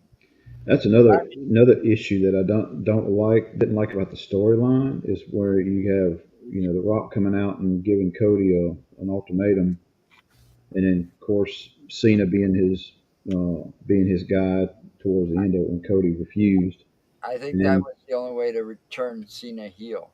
but then well I understand that whole part, but then once that was done, you never saw The Rock again. No, You at least make an appearance at WrestleMania. or do something like be in John's corner and help him out or something, make it Right. more Even if interesting. you come down towards the end of the match and help with the win. I mean, I understand why they did this to break Ric Flair's record, because you want somebody new or younger for the younger generation to that record to shoot for. Some of this younger generation, they're like, Ric Flair, who the hell is he, or whatever. They just wanted a company guy. They needed a fresh face to hold that record, and he was the closest one to it next to Randy Orton. And you think about it, he's a WWF guy, Yeah, WWE they guy. wanted a company guy to Yeah. have it. He's a company guy completely. So that makes even more sense to let him retire with it, because he's going to be probably one of the only ones that never really jumped ship or started somewhere else. Yeah, I Yeah. mean, nowhere to really go now. I mean, he started kind of a heel to begin with, turned Yeah, babyface. He comes full circle by ending his career as a heel. I mean, he used to come out, remember the big chain, the padlock, and all of that, rapping whatever to his opponent, like, you can't match me or whatever, that was you so. know. I'd like to think that John will end up redeeming himself in the last match, Turning face again. turning back face, like there's some sort of a redemption. I'd like to think that something like that will end up happening instead of him just finishing as a heel. Oh, 'Cause that's kind of a good right way how now, he fans are started cheering a him. heel. I mean, they were still cheering him. I mean, even during the match, he was getting cheered. Yeah, And him turning heel really didn't hurt his reputation that much. it didn't hurt anything. Right. Because But people know on now. the other hand, if Cody would have taken the ultimatum and turned heel,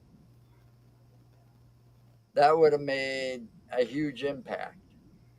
He is going to turn heel at some point.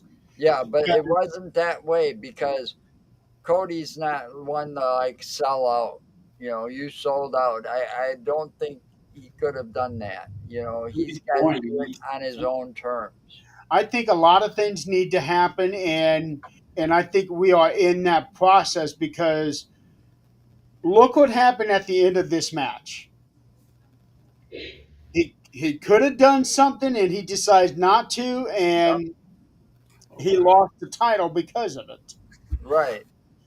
So When he eventually, it's going to get to a point where you know what? I have had enough. Yeah, he snaps. Yeah, I see him coming back and eventually down the road somewhere, and the crowd pop's going to be huge, and then he's going to go heel. Yeah, and I could see him doing like the, not to bring up, I really can't stand this guy personally and as a wrestler now. But, Hulk Hogan, when he did that heel turn and became Hollywood Hulk Hogan with the black and white, I could see something like that with his outfit and skull and all of that just going kind of dark. He's going to come back as the Midnight Rider. Yeah, kind of like doing a dark version of the American Nightmare. Hmm. Or the Yellow Dog. what if at some point before Cody turns, he's having one of those crisis things of confusion and everything, and then somebody else comes out dressed as Stardust. I like it. Just because I like bringing that up all the time. I know he hates Yeah, it. yeah, he can't stand that, And then there's also the theories of, in AEW, there was a Nightmare Family, Yeah. you Yeah, know, and what if that faction gets created and somehow, some way, they were all. He's That got was his some brother and like all the people he was training, though. yeah, So but see, like Gold Dust isn't really Gold Dust anymore. He's got this half red makeup with oh a, yeah, you yeah, I know, know. I've seen like, him. see, what if he comes over and like kind of, he's like a half gold dust now. Yeah, yeah, he only paints like half his face and Yeah. but different but it's moves. like, what if he comes over and that Nightmare faction happens, and it turns Cody dark because You know I of what? don't like Cody Dustin Dark. coming over. You know what I if it, don't like you this Cody, so I want Cody Dark. So Because now that Cody's established himself on his own without his brother or anybody else to help him like that, I think that would be the perfect time for them to kind of reunite together one more time as brothers. I you would like know, to see that. I would like to see something happen behind the scenes where all these baby faces are getting jumped, backstage, and they find them, beat up, and there's this big mystery of who's doing all this stuff, and then at one point in time, Cody, something happens in the ring where somebody's getting some babyface getting crap beat out of him, and then Cody's music comes on, comes running the ring, and does the whole Hulk Hogan swap, and then you come Or, to find out that he's the one that's been behind all the or, jumps or backstage. if not for Dustin, let's say I got a better idea. Karrion Cross gets in his head, Oh, that'd be good. what is that, Malachi Black or whatever, Alistair Black. yeah, His whatever. Alistair in contract, WWE, Malachi in AEW. he just signed a contract with WWE recently, right around the same time Rusev did. Okay, I could see something like that becoming the Nightmare faction. Uh, Karrion Cross, Black, and Cody Rhodes. I can see Cody bringing something similar to the Mafia Yeah, because he's already wearing the suit, right. and that is a perfect look Didn't for they the kind of do Ultimate that Dragon. with like the Millionaires Club or the Billionaires Club or whatever it was called back in the day? And it was like Ric Flair and uh, uh, The and they would Horseman. all come out dressed in suits. Yeah. You Okay, know, I gotta go do shots, guys. I gotta go do my insulin. So All right. Well, we're well, gonna they got a lot I to know do. you're almost done. Thank you for having me on. we're gonna have to wrap this up really soon too because I need to go to my dad's here in a few minutes. Yeah, Okay, I got some thank things you, I gotta get everybody. Have done. a good one. See you, Chris. So See ya. So let's get back to John and Cody. The match was a severe letdown for me, Yup, and a lot it of other could have been people a are much saying that. better match. So I wonder if it was a letdown match on purpose because of what John's doing with the Runin wrestling and all that. I don't think storyline wise it would be smart, or business wise it'd be smart. Um, that's just my opinion. I don't think they would. How I many think they times did just. John give him the AA? I don't know, several. But the match just wasn't a good match for whatever reason. It just wasn't that great of a match for Well, me. they had some tough matches to follow to They begin did. with. I mean, They did. the Saturday night's main event kind of stole the show on both occasions because that match was full of surprises and twists and turns Yeah, that Saturday night, nobody saw Friday coming. night, excuse me, Saturday night was uh, a big act to follow, tough act to follow because you had a Right. bunch of great matches on that card. Um, The best match to me the second night was definitely Io, Bianca, and Rhea. I agree with that. Um, I'm you going know, to agree. The Intercontinental was a very close second. that's what I got on my list too. That was a very close second. Um, third was Damian Priest and Drew, AJ and Logan Paul. Then you got the women's tag titles. Uh, I got Cody and It was the worst night. John Cena was six. I got Randy Randy Orton's as the to me for the least of the night. Yeah. Well, I think it What was really that killed that Randy match Orton was needs a Travis Scott clearance. coming out. Yeah, the Wyatt Six. I was expecting them to show up. Yeah, that. And I get it. That, And they had the perfect opportunity on night two. And the whole way I was kind of hoping that was going to happen was a big disappointment because, all right, the man's back. I get it. But I was kind of expecting, maybe Alexa Bliss showing up to tag with, and and then the Wyatt Six kind of doing something during that match. If she had been, then that probably would have. But That whole place, the roof would have went out. That audience would have blown the roof off of that place, and that would have hmm sold the show. yeah, would have. I would I would say they need to start leading up again and have it happen at a pay per view. It's not a Monday night thing where they all come out. I think it's deserving of a pay per view. Um, But the Wyatt uh, Six were originally supposed to be on WrestleMania. Right, that's what I thought. And now that both Bo Dallas has been cleared, and Alexa's obviously been cleared because last she was seen was Elimination Chamber. hmm Um, you know, they had the perfect opportunity, and here you have a wide open storyline. They could have even had Nikki Cross come in and attack Valkyrie there, right? So that she'd have to be replaced too. And now you got Nikki Cross and Alexa Bliss versus Ricala and Liv for the belts. Now that would have been a hell of a fucking match because they made an awesome tag team early on in both their careers. Because Well, that too, and if both of them being in that match, you know damn well Wyatt Six is coming.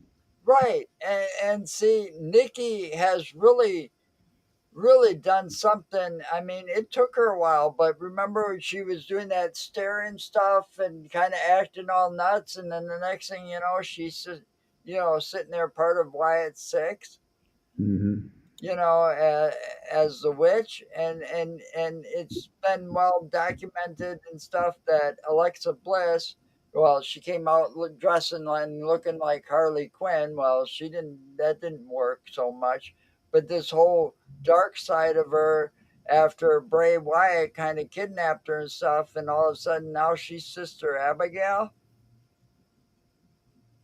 Yeah, That would they're they're dropping the ball on this. Seriously, they are dropping the ball on this. I see it. I see Good it coming in the near carry future. on. Yeah, that's what I was hoping for, but none of it ever showed up. Just little hints here and there, and it's like I'm tired of the teases. Bring them back. hmm Yeah. Well, probably when they were doing the teases, Bo wasn't hurt. So when he did get hurt, they had to put a stop on everything. That's my guess. Well, now you got and I really, and I've said this before. I think that they should give the reins of the leadership to Alexa. Yeah, Um, Sister Abigail. right, have her lead, and just like before, have Howdy in the background. Yep, Um, I I think agree. it would. I think it would work really well. And Only the time last will tell. time. last two times she appeared, both times there was like a hint of the Wyatt Six little code or Yep. something, you know, and they're dropping the ball by making this take too long. Well, they probably had no choice but to wait this long because of everything else that's happening. Yeah, I We'll, see. we'll find out eventually what's going on. I'm gonna say SummerSlam. Hopefully, not that long.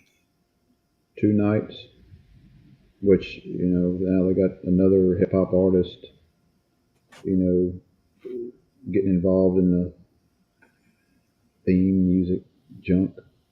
Well, You know, I want to see Nikki and Alexa tag one more time.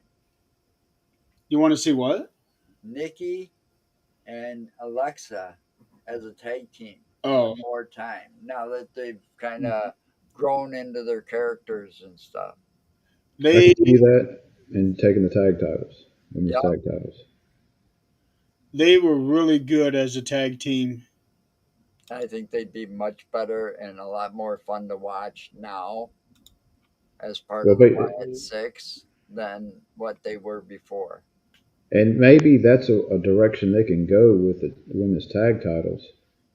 Just start having this eerie stuff happening around Liv and Raquel, and they don't know what's going on, and Yep. eventually they come out and reveal and take the titles from them. Yep. That'll be good. That'll be All real right. Well, I got to run. It's been almost 4 hours. That's a Wow. record show. good. Longer I than did not Friday. think we were going to go this long, but after realizing we didn't even get into the second match until 40 minutes into the show, I knew it was going to take a while. Yeah. Um, but yeah, WrestleMania I thought was good as a whole, but that very last match was just it's just bad. It wasn't the worst match of the 2 nights. To me, I leave it up to Randy Orton and them, and it's not really no fault of their own. The whole situation that happened with KO. But at least that match was very entertaining. The Cody Rhodes and John Cena didn't take me for a ride. There was Yeah. no It should have really. there was no emotional investment into it once that bell rang. There And, was a lot leading up to it, but once they started going at it, and they it, didn't it was get that bad. crowd going either, like this is awesome or anything like that. A Did not lot. hear any of that. Right. And Don't forget, we also called John. We also saw John calling spots too, and you yeah, could hear it. Oh yeah, oh yeah, that was like evident. And I had this headset on while I was watching on my phone. I was watching Yeah, WrestleMania on it, and I mean these pick up really good, and you could hear, hit me again, hit me again. And it's like, oh my yeah. god, this is horrible. And I noticed that in a bunch of different matches. If it wasn't for the commentary, you could hear the guys in the ring, calling the shots and all. yeah, but It's John's like, probably the worst of them all. oh Yeah, yeah, you could definitely. that whole match kind of was a big disappointment. I mean, the one with Randy and that Joe Henry, at least it had a purpose to highlight somebody new, introduce you to TNA more, Yeah, and Randy made the guy look good. That was the whole purpose for Randy to make him look good. He may not have won the match, but he He made got him his look shots good. in. yeah, Yeah. but he still made himself and TNA look good as well. Right, right. That's just it. And without Randy, he couldn't have done it because, you know, Randy's like a seasoned veteran. He can make anybody look good in the ring. What my favorite spot aside from the RKO was when Joe had the choke slam and Randy just beat right in the Look eye. him in the eye. Yeah. So I'm going to give WrestleMania. I'm going to give it a B plus.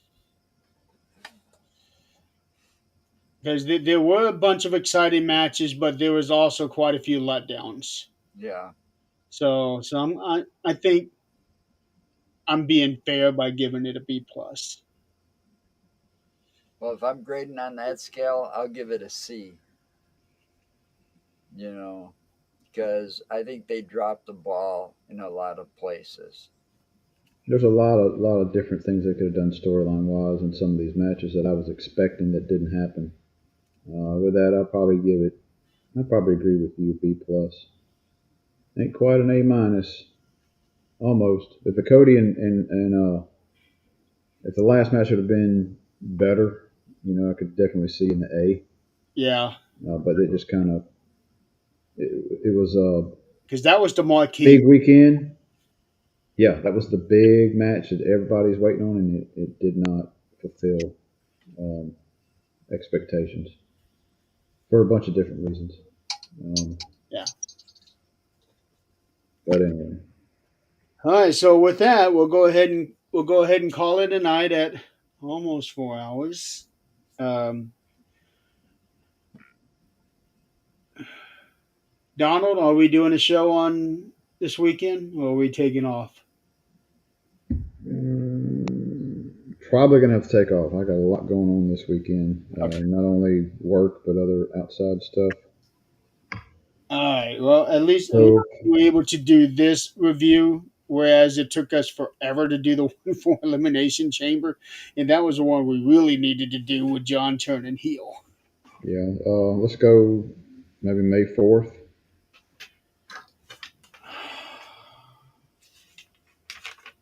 That'll give us enough shows in between to talk about too.